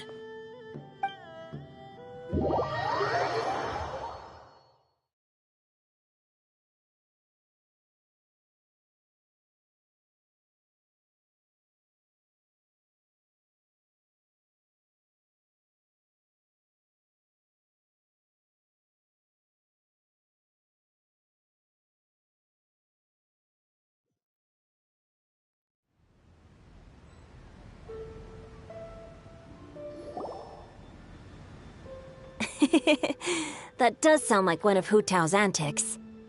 Did the Conqueror of Demons agree to come so that Hu Tao would stop pestering him? There might be other reasons.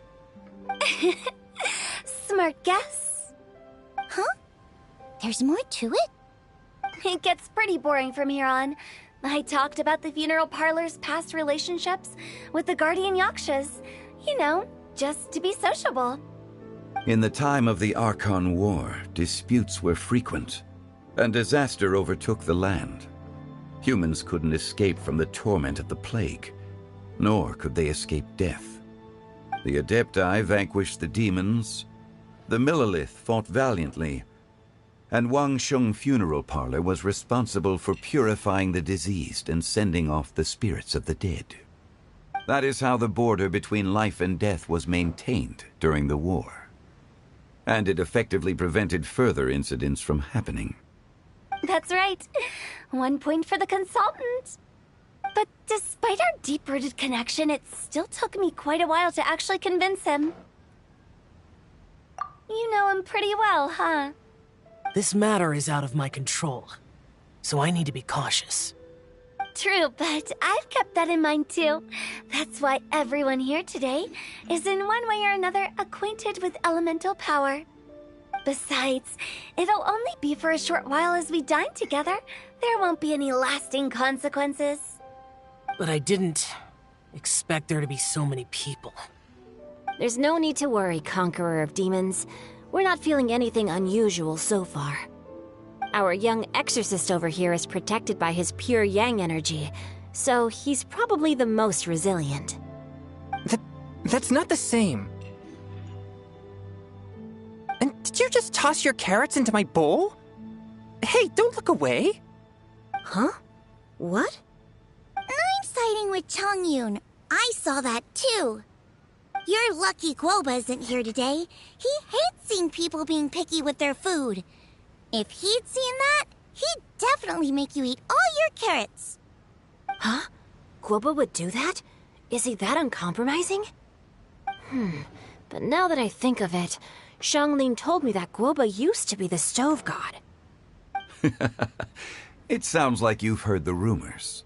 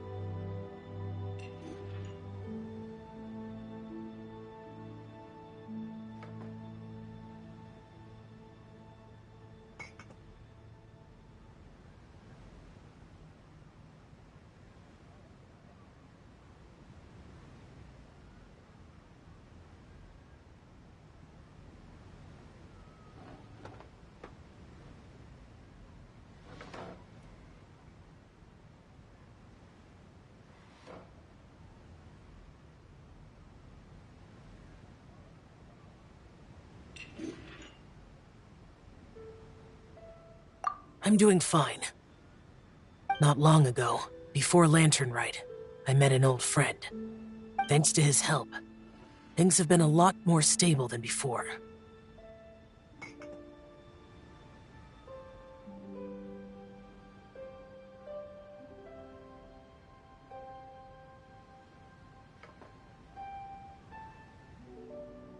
You should know him. He's... Seeds of story, brought by the wind. And cultivated by time. Did Paimon just unconsciously complete that saying? That voice. Could it be?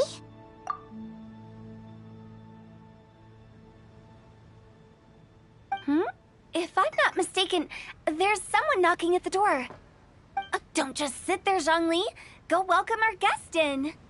No such need. I'm coming in.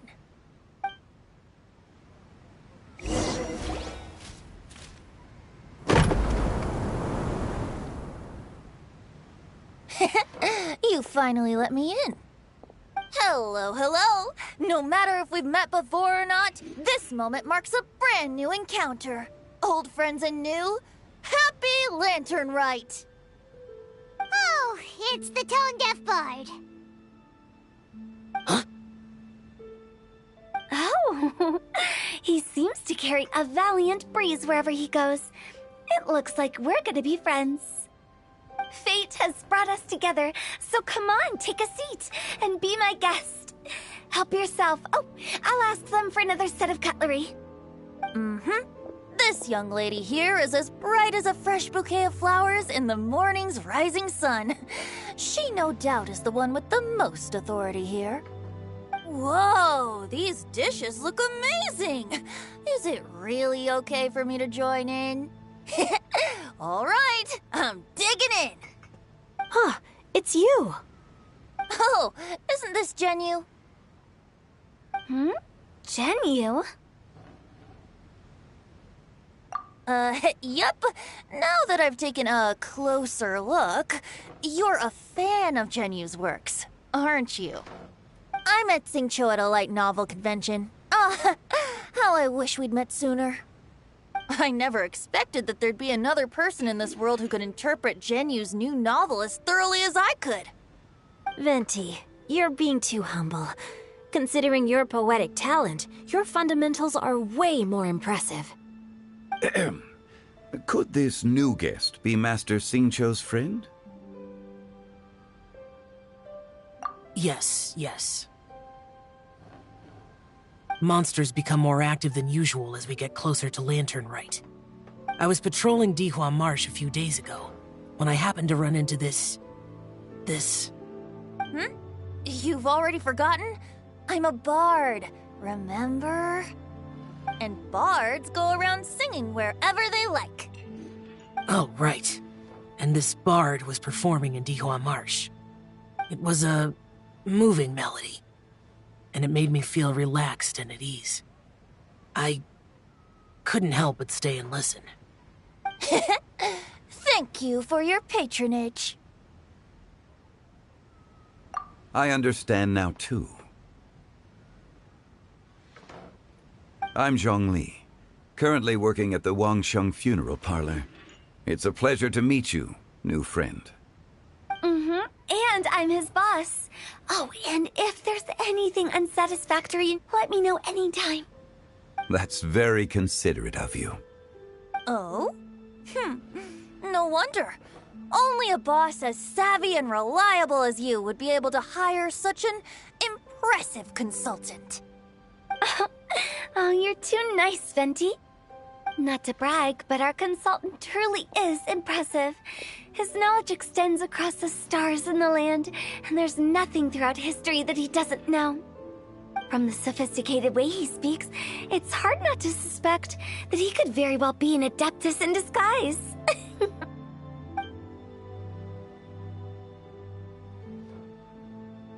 Shao, you're an Adeptus. Do you think it might be possible? Sorry. I'm only good at conquering demons. I'm afraid I don't have much knowledge in that matter. Really?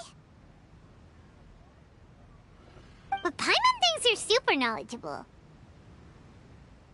Huh? Oh! Right! Xiao's a warrior. He doesn't come to the city very often, so it's, pretty normal for him to not know anything. Yeah. Really? I've actually heard a few things about Mr. Zhongli before. The guests in the tavern talked about this refined and courteous man who, instead of having wine at Mondstadt's finest tavern, ordered a cup of hot tea with the most complex name. Now that you mention it, I seem to recall that there indeed is a musician like yourself in Mondstadt. I've heard that he's elegant and amiable, his works witty and vibrant. It's no overstatement to regard him as the best bard in Mondstadt. Now you're making me embarrassed. I would say that Mondstadt's poetry is a little run-of-the-mill sometimes. There's one I heard a while back that went, "The old house is renewed, welcoming the spring breeze, awakening old memories." The meaning's there, but the word choices are unimaginative, and there's a distinct lack of literary flair. I think so too. The composition needs a little jazzing up. If I were to give it a go, I'd make it an old melon on a vine, a new flower that grows fine. Oh, good one! It feels unique and has a nice ring to it. You have great taste, Venti. I was right about you. Let's shake hands. Of course, of course.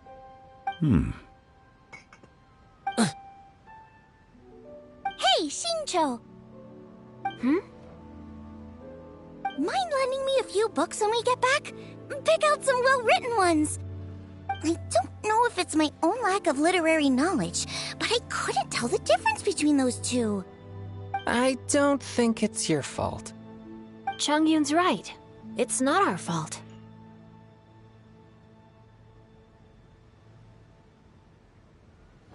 Oh, you have a point. But speaking of, why is the tone-deaf bard here? Are you here to take part in Lantern Rite too? I heard that Liyue will be hosting a Lantern Rite music festival this year.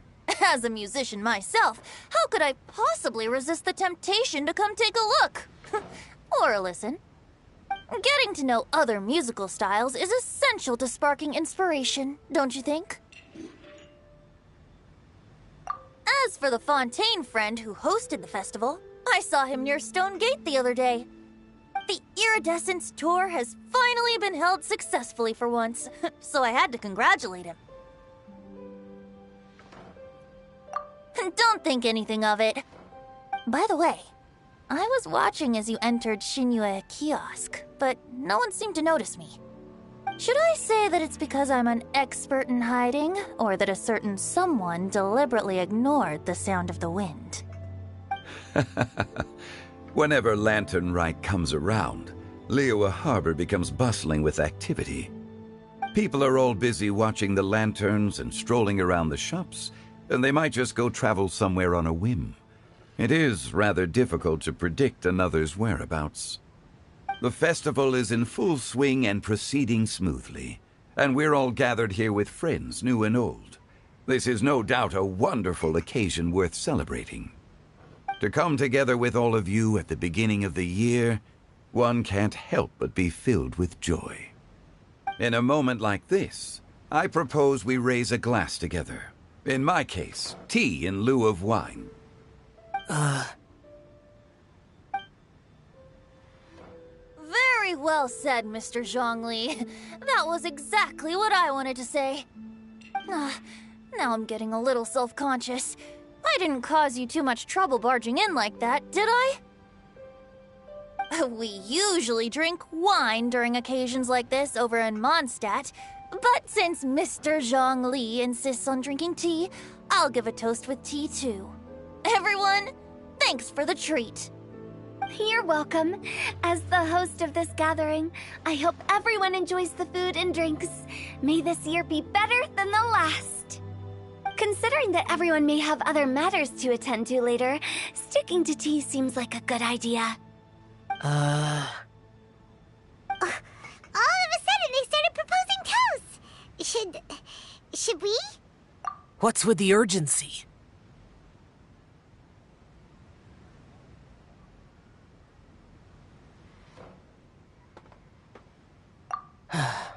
Sure.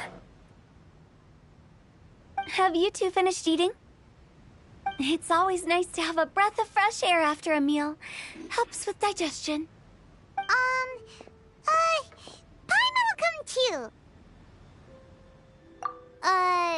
Yeah? Okay then. Don't forget to come back.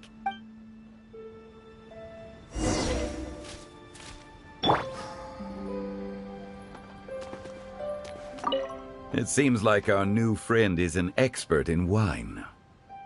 I deserve no such praise. I only drink for fun. It's nothing compared to your expertise. I'm glad we're only having tea today.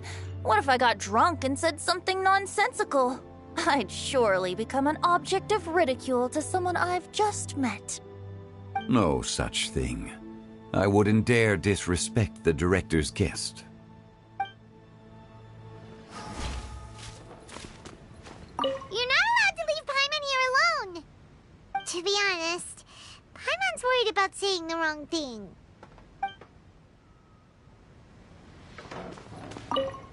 Did you talk about anything interesting before we started the meal? Anything fun I missed out on? Oh, we were talking about cooking. Mr. Zhongli told us that he went on a trip to Qiaoyang Village the other day and got a hold of some uncommon ingredients. Tea seed oil and sesame oil. He suggested I try using those in my new dishes. Oh, no wonder he left his post for so long that day. Those ingredients would be difficult for anyone else to find. I guess I'll need his help next time as well. About you and Venti. Could he be a partner in your family business? That's right. You know how my family is. A lot of business secrets can't just be divulged at the dinner table. Ah, just as I thought.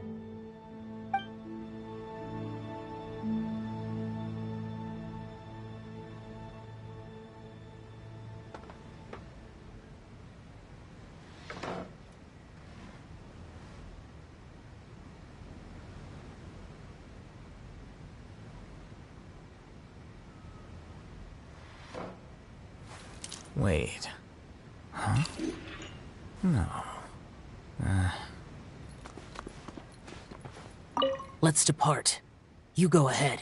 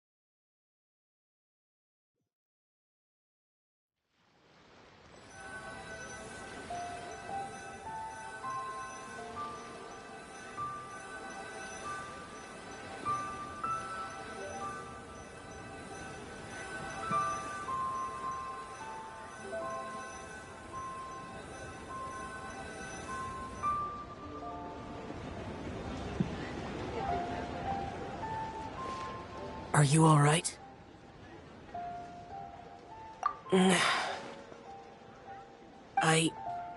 It's hard to describe. It's not that. There were those among the Adepti who loved gatherings and idle chit-chat.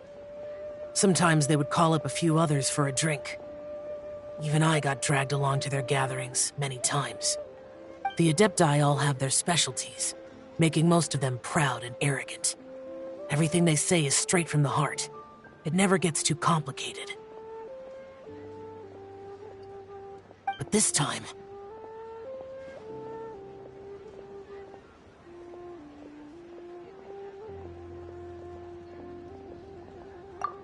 No. I didn't mean that.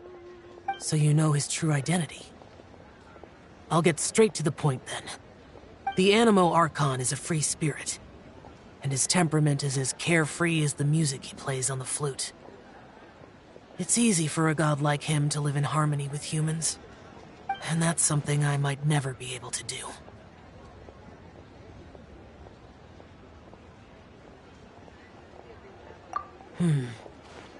That does sound like something you would say. No matter. I know my circumstances.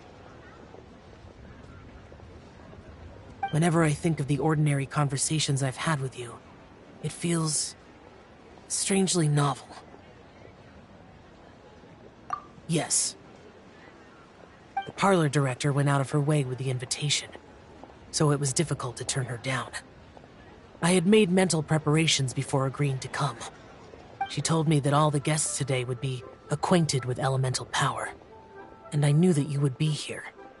But I didn't expect the other guests to be... General Capisis always said that we should live in the present and enjoy every pleasant surprise. Perhaps that's what I should do with what I'm feeling now. But I think he meant designing clothes for those around him. The clothes were intricately designed, but inconvenient to wear. Brother Bosacius never tried to hide his distaste in front of him. Rex Lapis did like his designs and even collected quite a few. The outfit he wears now was also designed by General Capisis himself. I never saw him wear this during the war. I didn't expect him to start wearing it later. Oh, here you are. I'm not intruding, right? You're not. What is it? Hu Tao saw that everyone's done eating and asked the staff to bring out the desserts. Paimon got so anxious that you weren't back yet that she scarfed down her dessert without the usual slurping and munching.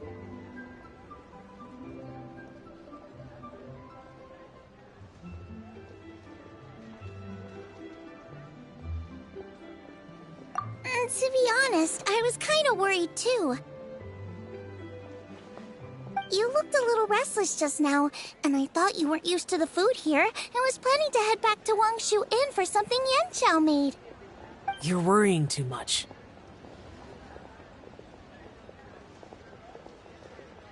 Why would I? Anyway, let's head back. Please wait! I came looking for you. Here, take these. I brought them for you. Almond tofu? Yup. Since the Masterful Chef's competition, you could say that Yan Xiao and I are not only competitors, but good friends as well. I visit him at Wangshu Inn sometimes to discuss our cooking. I heard him say that the esteemed guest on the roof loves nothing more than a good plate of almond tofu, so I learned a thing or two about the dish from him. I'll be honest, before Hu Tao invited everyone, she secretly came looking for me, told me about the guest she planned to invite, and asked me for some suggestions on what she should order. So I made a few servings of almond tofu for you guys in advance. Take them as a token of gratitude for your support. When I told Guoba that I was making these for you, he started eagerly running around the kitchen and helping a lot too. Thank you for the trouble. There was no need to... I'll take them. Thank you. And Guoba too. You're welcome. Oh, the almond tofu I made probably tastes and feels a little different from the type Yan Xiao cooks. Please let me know if there's any improvements I should make. Okay. That's all. Alrighty, we should head back now. We can't keep Paimon waiting.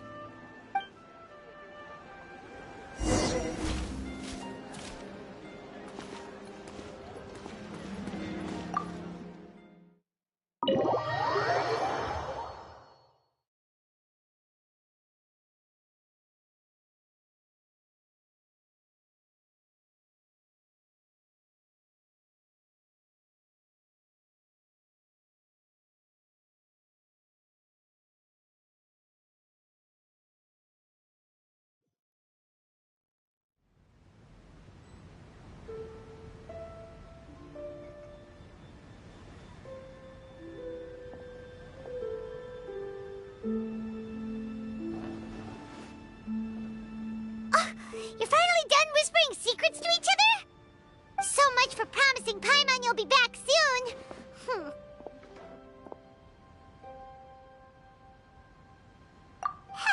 How could you say that to Paimon? In that case, besides having no sense of time, Paimon will let you know what having no sense of fullness looks like. Your dessert is all Paimon's. Sorry to keep everyone waiting. No worries, we're all just chatting here. There's no serious business to take care of. Whether we're chatting outside or inside, it's all the same. Paimon's too busy eating to talk to you. But even though we're all well acquainted by now, I think this festive gathering deserves something ceremonious. Oh? Is this some local custom? Nope. This is something I made up so that good luck will be on our side, that's all. Spontaneity is the best choice to make here. Let's use this incense burner on the table. It's been lit for so long now that the incense is running out. I'll leave refilling and lighting the incense to the most distinguished guest among us all. Lighting the incense will signify continuous growth and prosperity in all our endeavors in the new year. I see. Perfect symbolism, as expected of Hu Tao. And speaking of the most distinguished guest here today, I'm sure we all agree that it's Mr. Zhongli. I'm not very familiar with the details of his past deeds, but chatting with him has been a real eye-opener, even for a bard who has traveled all across the world. If knowledge were a form of power, one could even say that you're a wielder of unlimited strength. But when it comes to having a way with words, the notable bard is certainly one cut above the rest. I just happen to have a good memory. It is such an unexceptional skill, yet you made it sound like an unparalleled talent. I am truly impressed. Since we all get to nominate someone...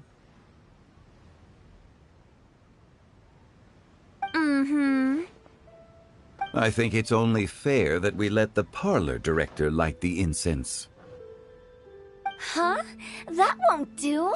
Don't flatter me just because I'm your boss. We are looking for the most distinguished guest here. As the host, I shouldn't be involved in this discussion at all. Now that we've enjoyed this table full of delicacies, how about we let our one and only chef here do the honors? Is this really the way this works? I didn't cook any of these dishes. It's not a big deal. Just look at her!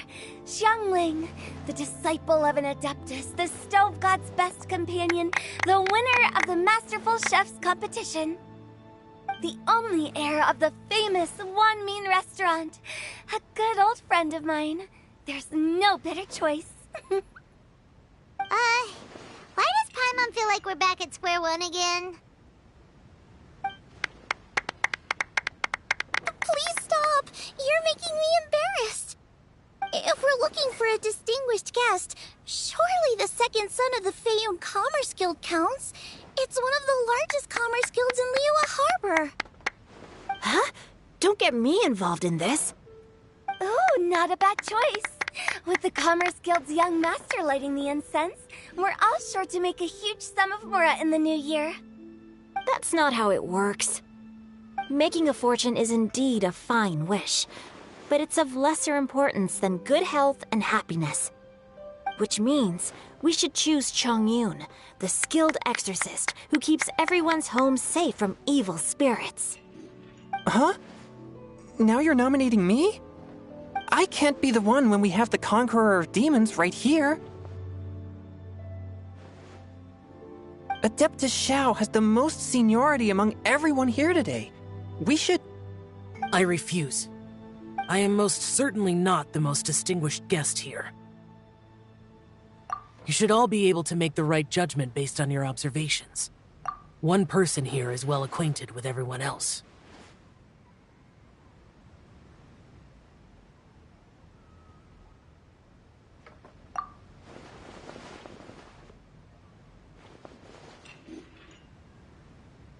Oh, that's right! Even though you're always mocking Paimon, you're still pretty popular with other people. No, wait! Paimon said she wouldn't talk to you again. Huh? Who else is there? Huh? Huh? Does that mean Paimon's the most distinguished guest? Oh, well, that was unexpected! I agree. Paimon's just the one we need. Without a friend constantly by your side, a long journey would become dreadfully lonesome. But once you have someone there to brighten up the atmosphere, everything along the way will become lively and vibrant too. Ah. The traveler has traversed many nations and left behind a great deal of fascinating stories. But without Paimon, they would have become quite monotonous. Paimon plays an indispensable role in making your journey a happy and smooth one. You guys, Paimon's not used to being praised like that. Those were genuine compliments, right? Thank you. You made Paimon wait for a long time, but Paimon's not mad anymore. Don't take everything to heart, Paimon. Friends tease each other all the time. That is indeed true. That means Paimon is as important to the traveler as Guoba is to me. Looks like we've come to an agreement. Any objections before we proceed? I trust the traveler's judgment. Then Paimon it is. And now, the world's most excellent traveler's greatest companion, guide, and friend, Paimon, will be refilling and lighting the incense for us. Here you go. Take the match, and don't burn yourself. But if things go really wrong, here's the 2-for-1 coupon.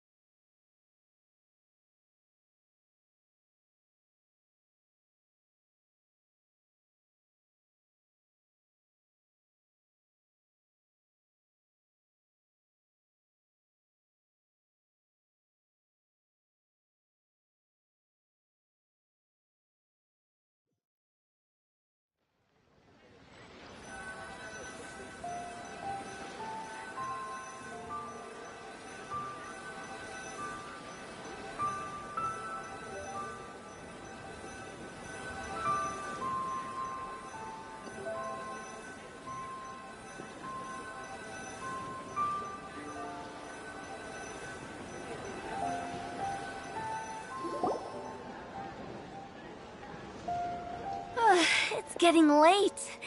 I won't take up any more of your time. You're all free to go as you please.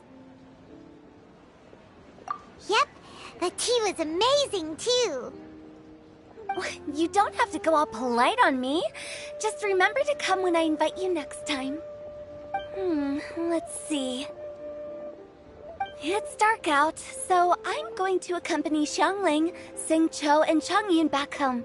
As for the rest of the guests, I'll leave them to our consultant. No need. I'm headed towards the harbor to meet a friend on the ship. There's no need to trouble one such as Mr. Zhongli. I think you know the place I'm talking about. Come meet me anytime. It was great getting to know you all. Let's meet again when the spring breeze begins to blow. Bye. Oh, we should write poetry together sometime.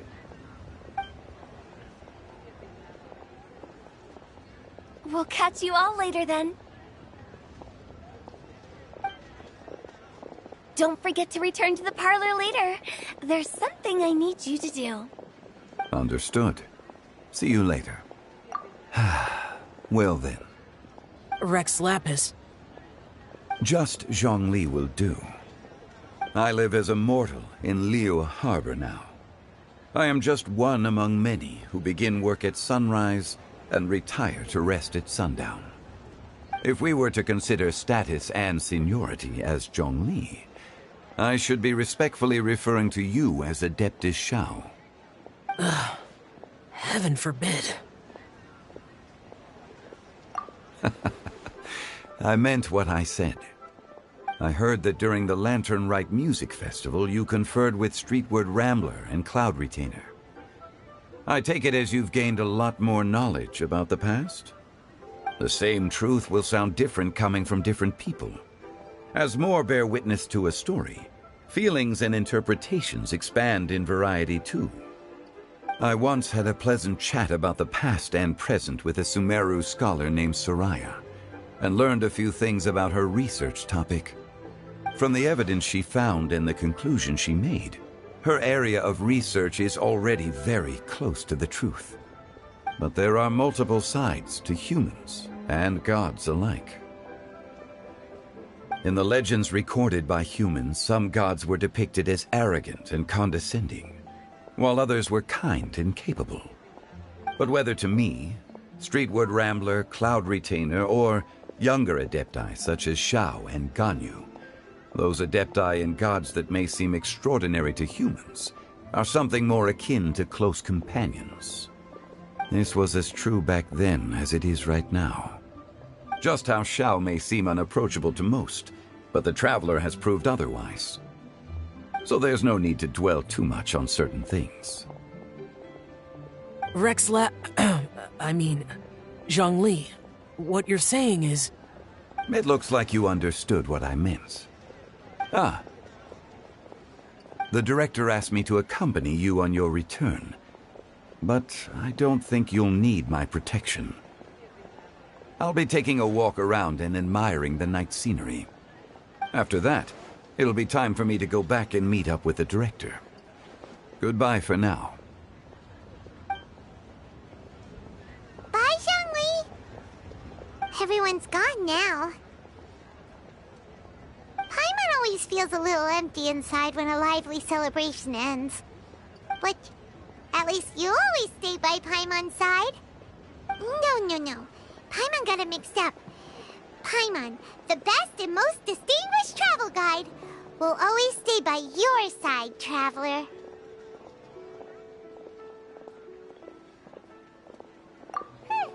Good that you were aware of that. Xiao, is there anything else you want to do? We could take you on a tour of Liyue Harbor. No need. I've stayed here for much longer than I had expected. The city lights are a fine sight, but it's time for me to leave. The events of today occurred so abruptly. I appreciate your kindness. Okay. I'll see you next time then.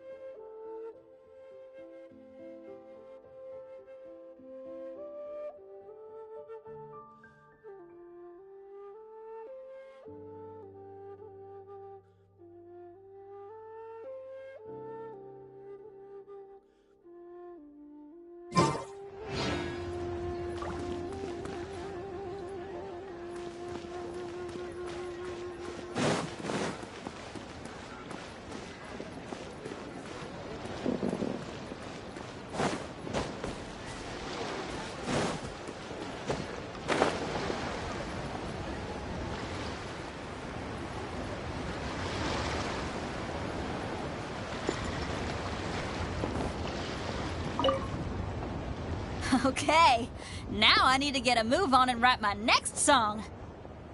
Listen to you. You only just fulfilled one lifetime dream. Are you really thinking about your next goal already?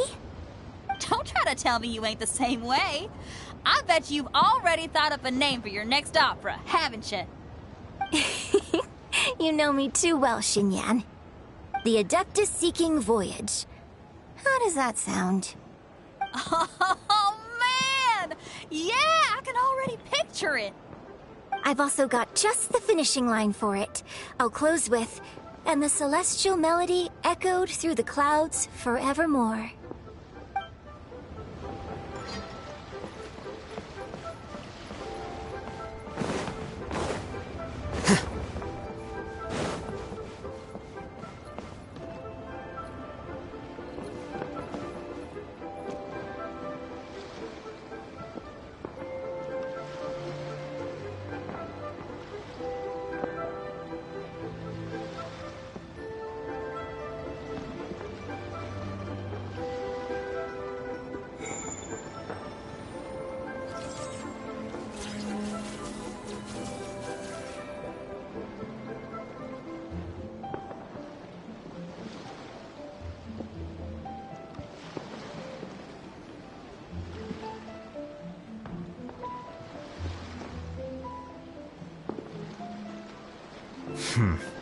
There have been many poorly written applications lately. I guess I'll just have to reject them all.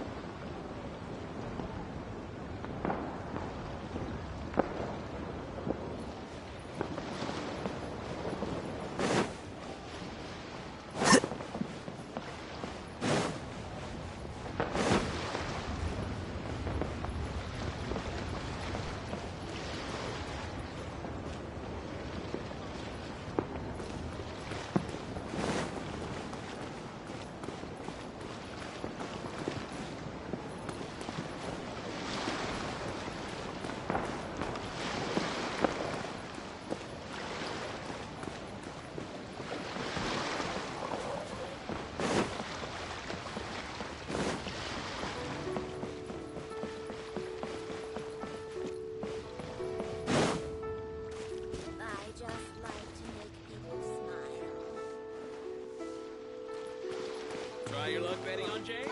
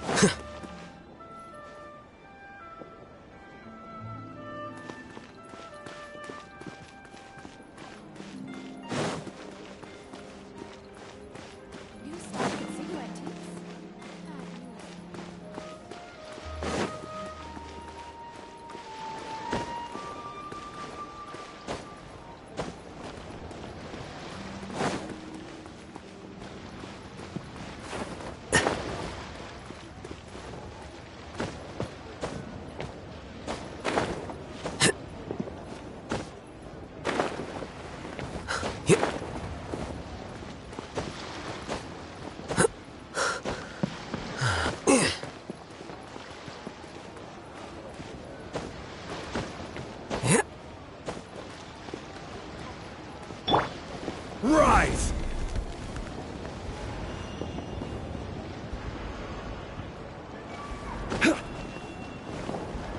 Crumble!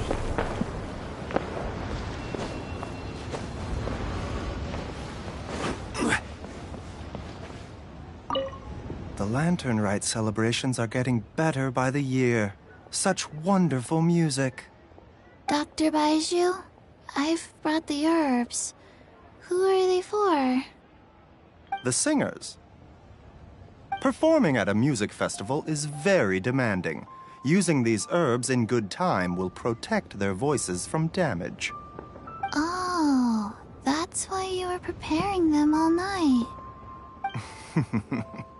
I dared not neglect the Yuheng's request. Her messenger was quite insistent that it should take top priority. Let me double-check again. This one is for...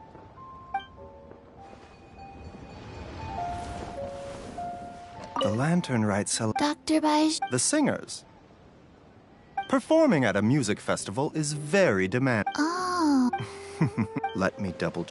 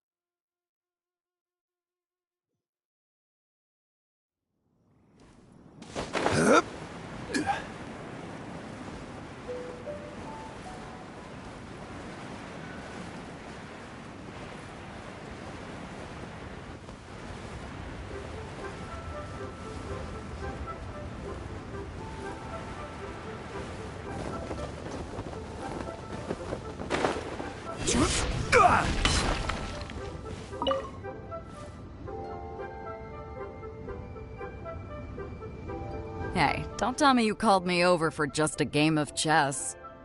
You have to be more specific, Captain Beidou. Is it that you find playing chess an uninteresting activity, or that you're unhappy about my lack of novel ideas? If you don't specify what you mean, how could I know what I should do to please you? Of course.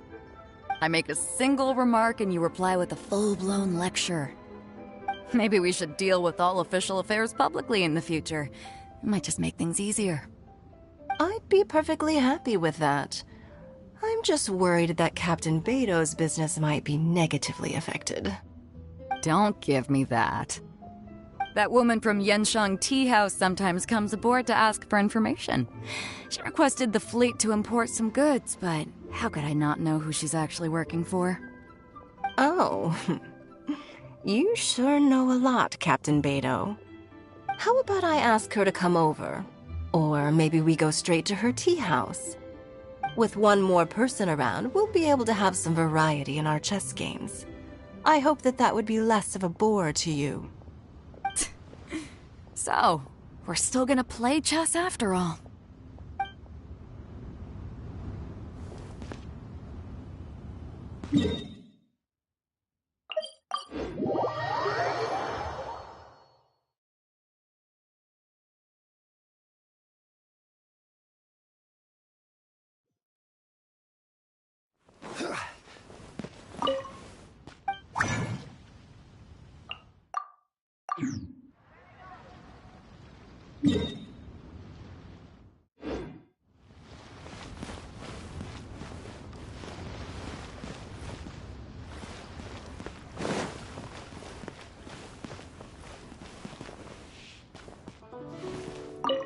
The vegetables are fresh, and there are enough wheats and grains stocked up. I'll pass on the seafood. Oh, it's you. We meet again. Surprised to see me here? It's the director's orders. Xiangling worked all day and night at the restaurant during the festival and didn't get to have any time to enjoy the festivities. The director sent me here to help out in the kitchen so that Xiangling will have some time to herself. But with someone as hardworking as you around, there seems to be nothing much for me to do.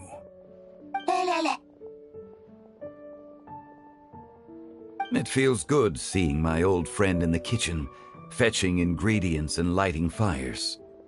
Perhaps I should borrow Cloud Retainer's Supreme Cuisine machine to speed things up. You'd still prefer to make them by hand. But of course.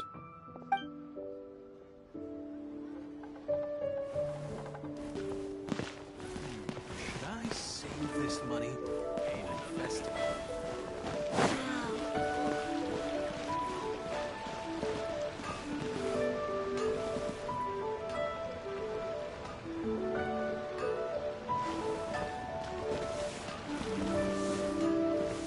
Rise!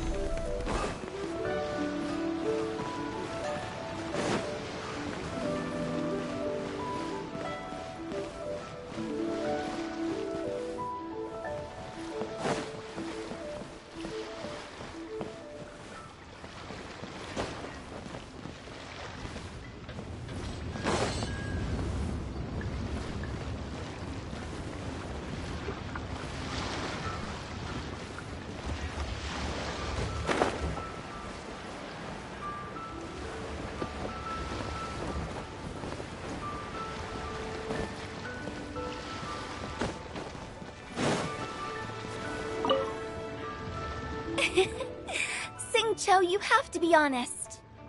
Hmm? Honest about what?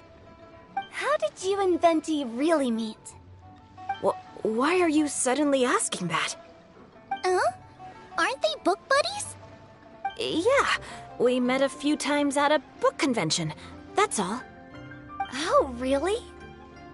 With that extraordinary demeanor and literary talent, he's definitely not just any bard.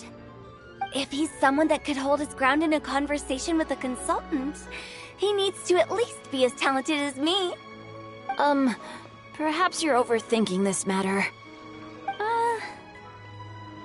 Hu Tao, Xingqiu wouldn't lie to us. Okay, I'll tell you the truth. Huh?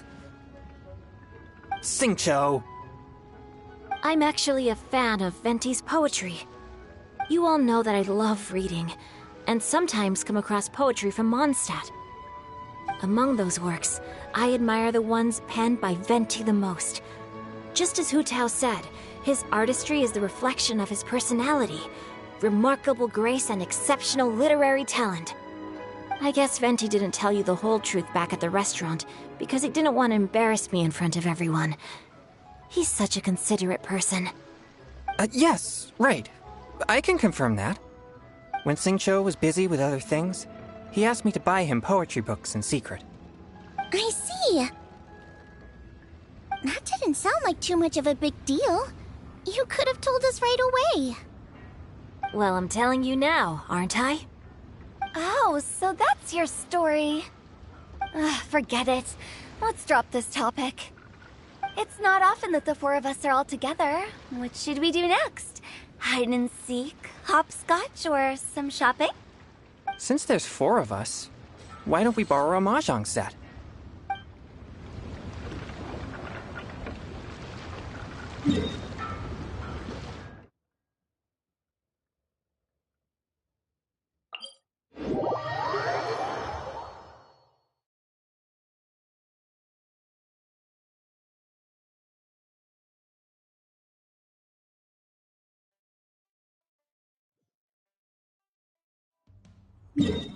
Osmanthus.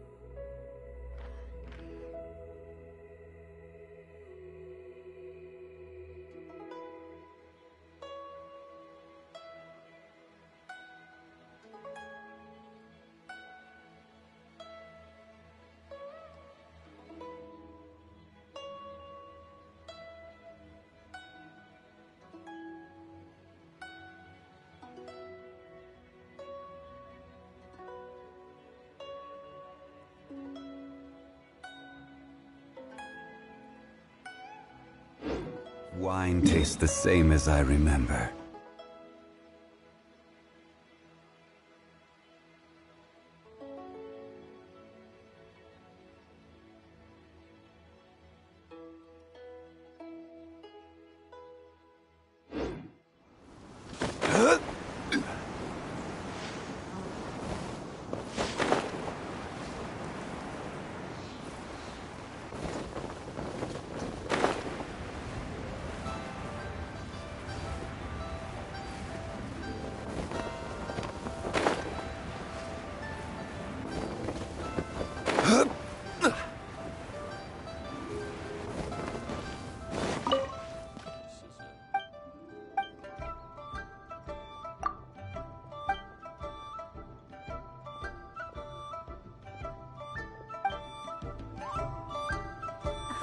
Oh, wonderful.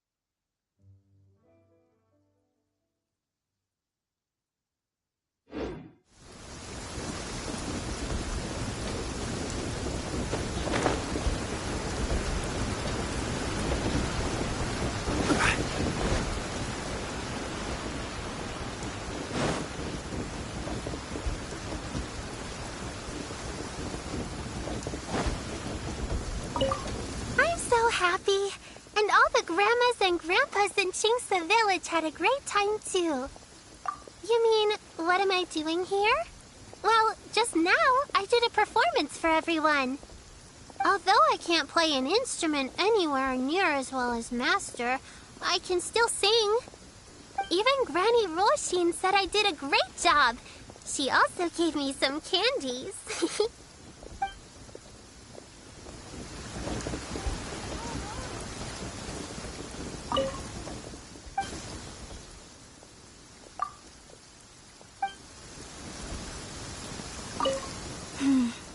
Granny, you play so beautifully.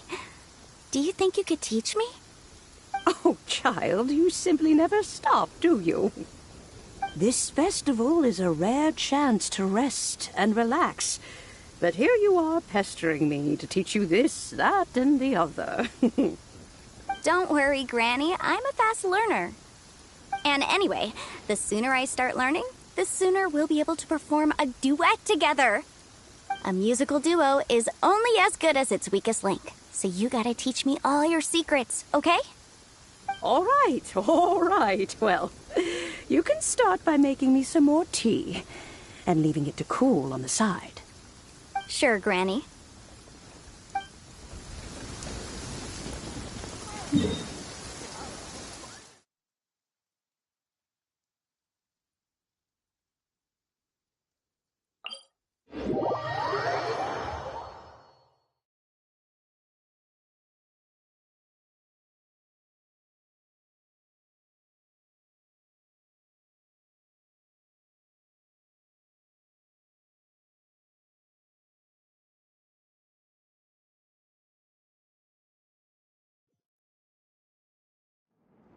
Violet grass is a plant that enjoys a moist environment and is best picked.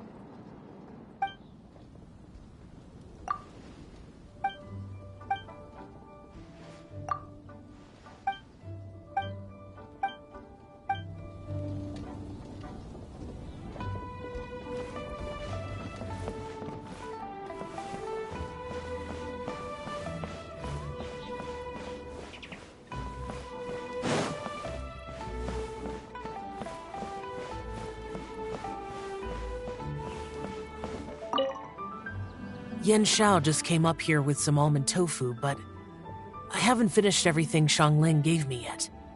You should try some too. I'm not as experienced in tasting mortal food as you, and I couldn't tell the difference. There must be many different stories to tell of the hustle and bustle of the mortal world, too. You can tell me. I will listen.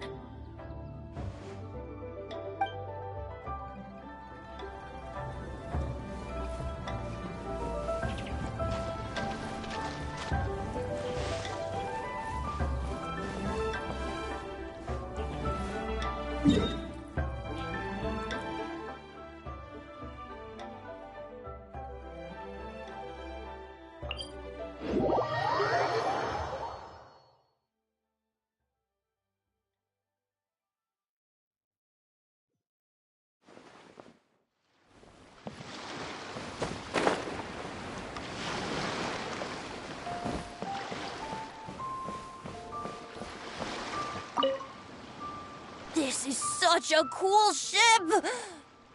Facing the sea breeze and gazing out at the soaring seagulls makes me want to sing out loud! Kazuha, how about I stay here and be the ship's resident bard? What are my prospects? With your level of artistic finesse, I'm sure nothing will go wrong.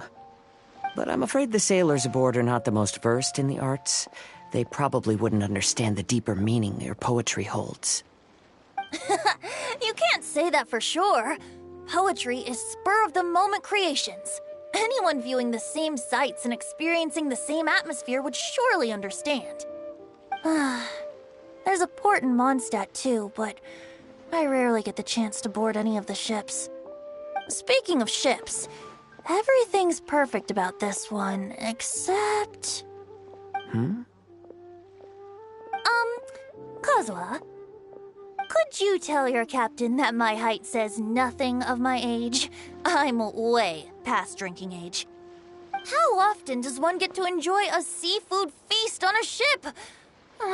It'll be a real shame if there isn't anything stronger to enhance the food. Pretty please? There's not much I can do about that. It's not because Captain Beto's not on the ship right now, but because there's no room for negotiation on this matter. Even I have to sit in the no-drinking zone every time. But I don't get drunk after just a few sips. Trust me, I can hold my liquor really well.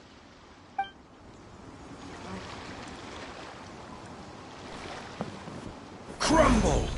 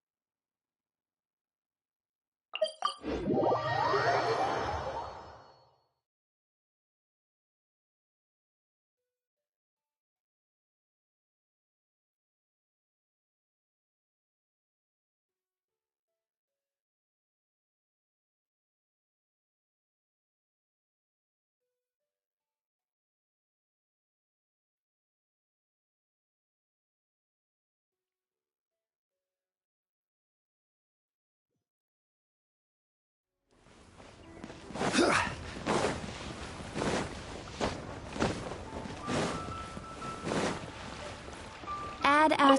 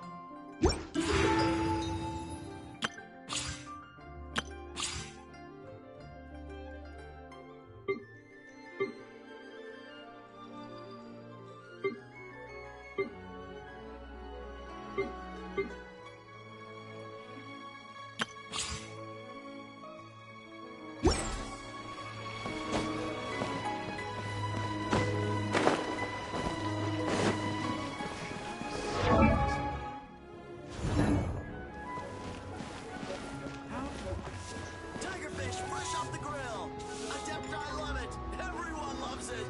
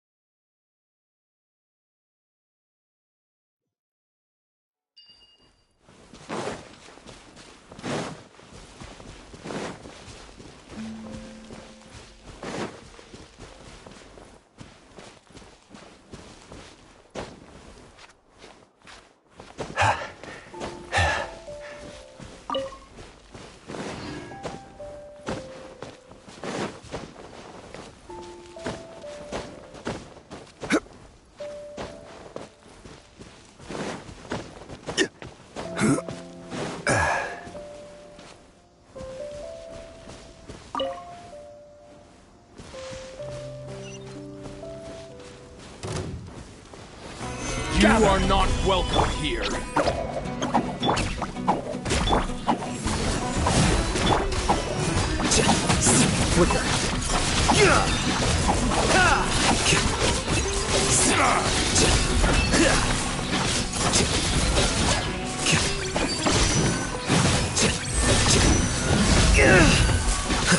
How regretful.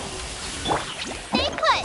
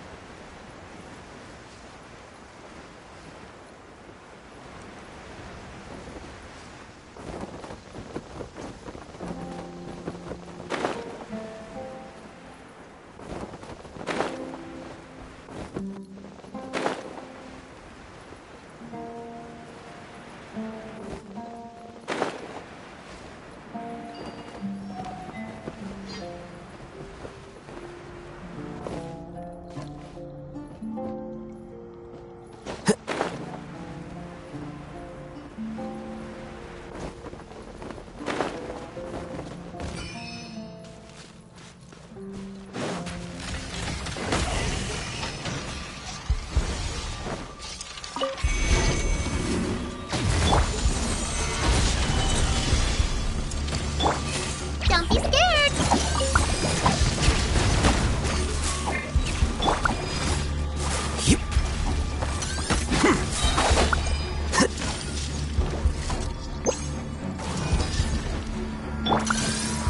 Stabilize! Yellowblade, you're up! Subtract!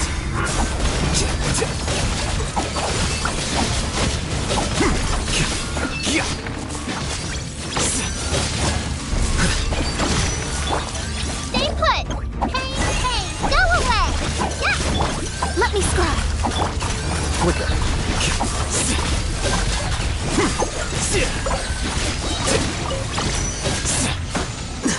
The plan's changed.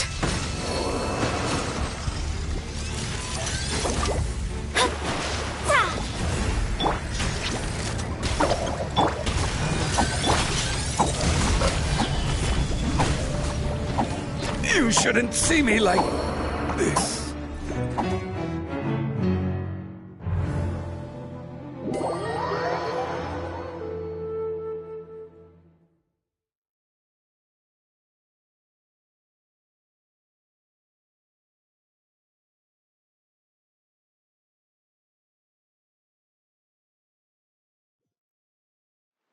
Every journey has its final day. Don't rush.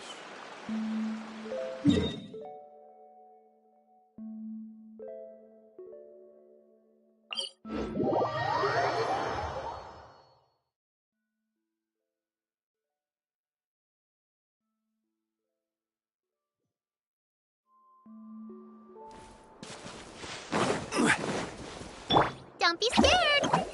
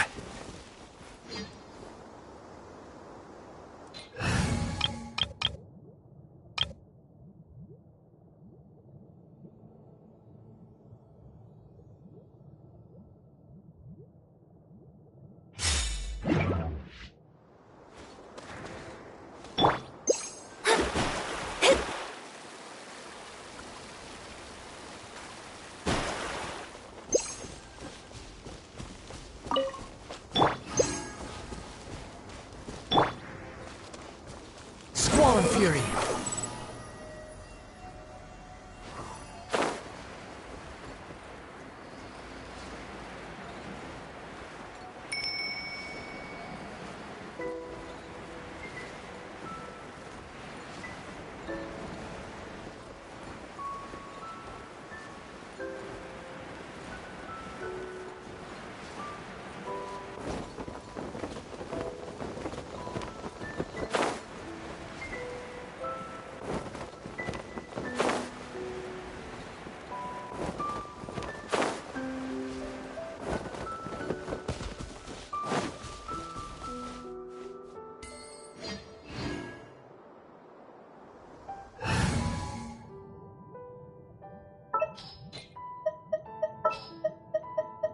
Take heart. Victory will be ours.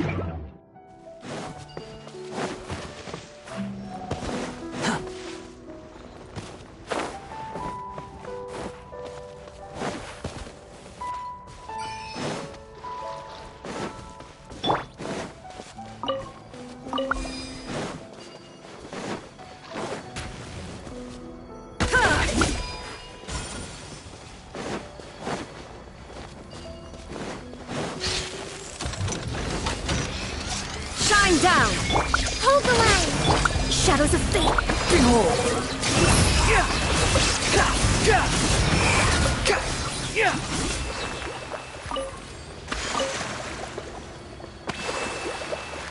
Quit following me.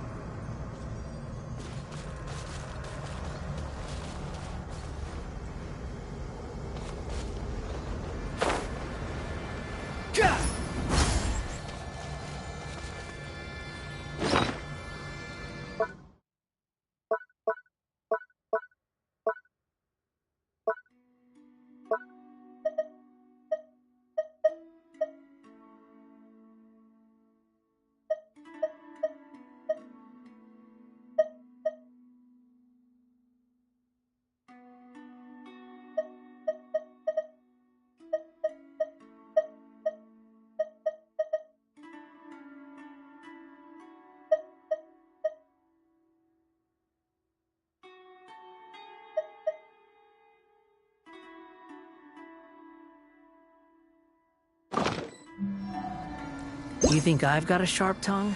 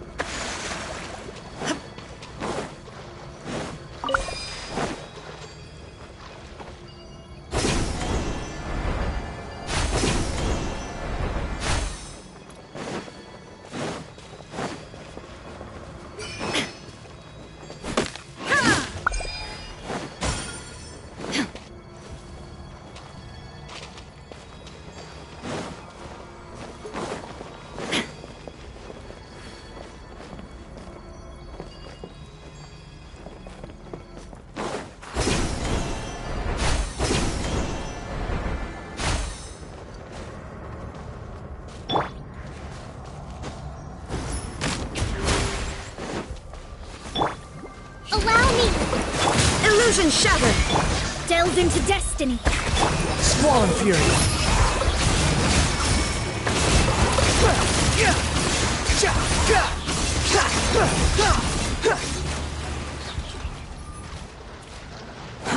Too slow.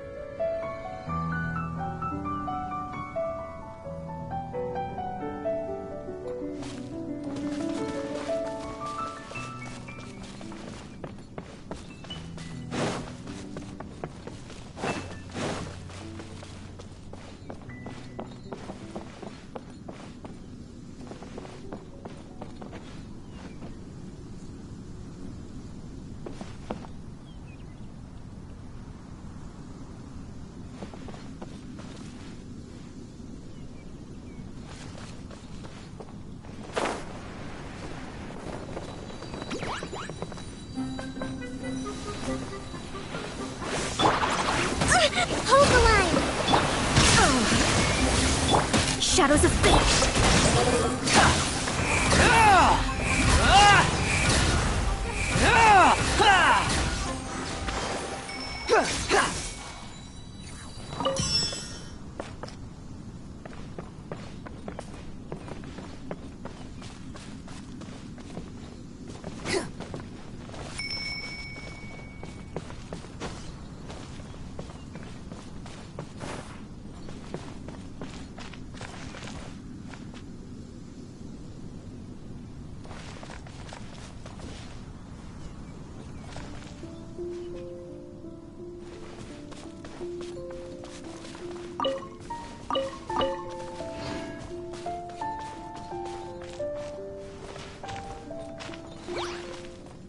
Wind rises.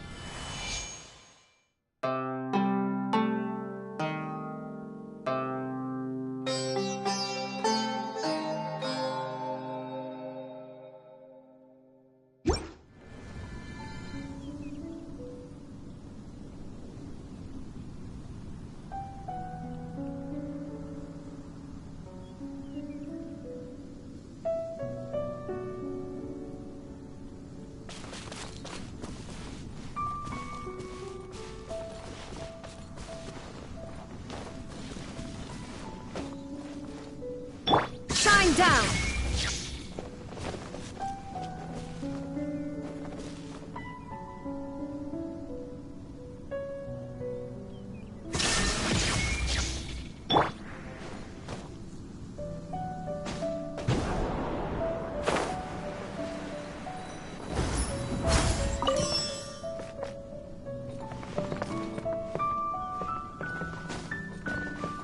Quit following me.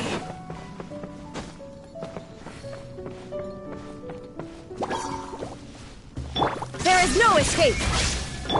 Let me scry! Behold!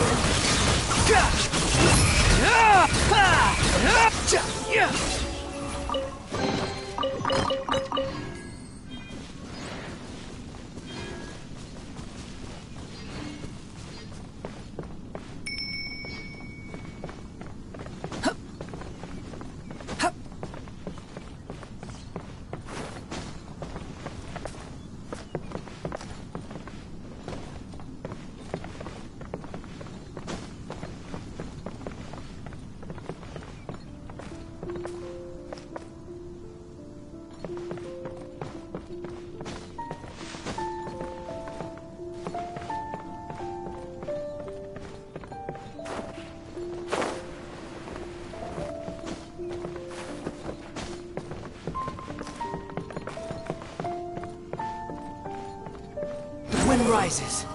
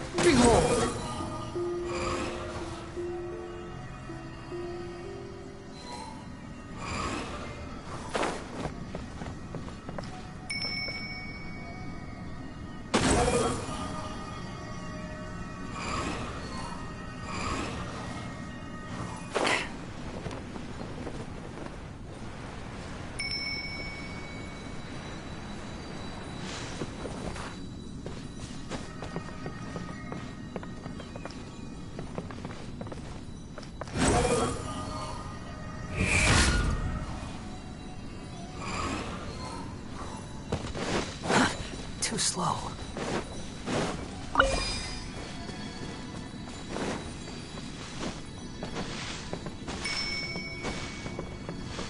Quit following me. Squall and Fury.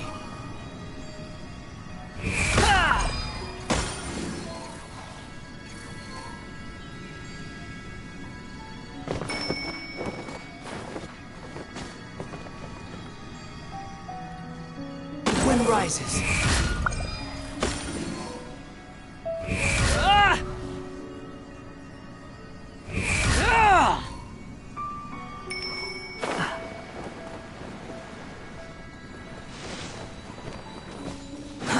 Too slow.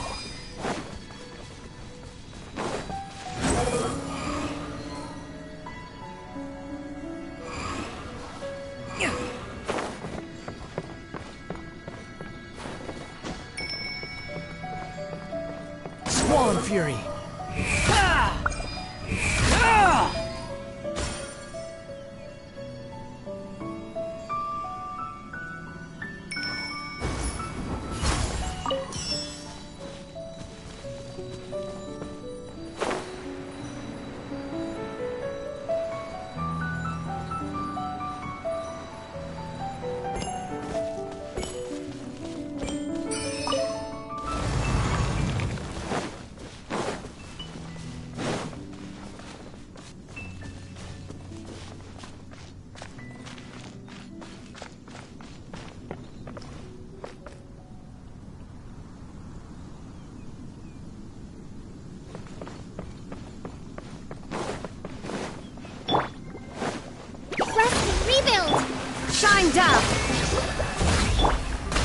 sun rises.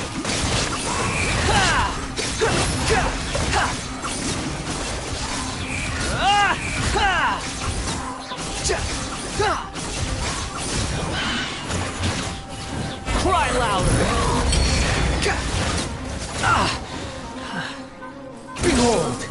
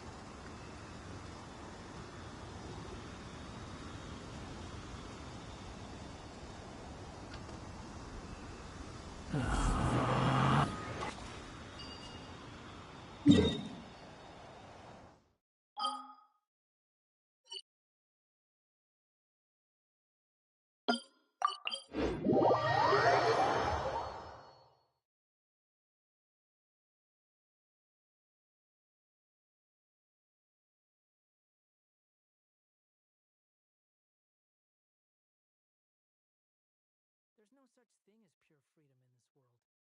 Even the wind cannot blow on forever.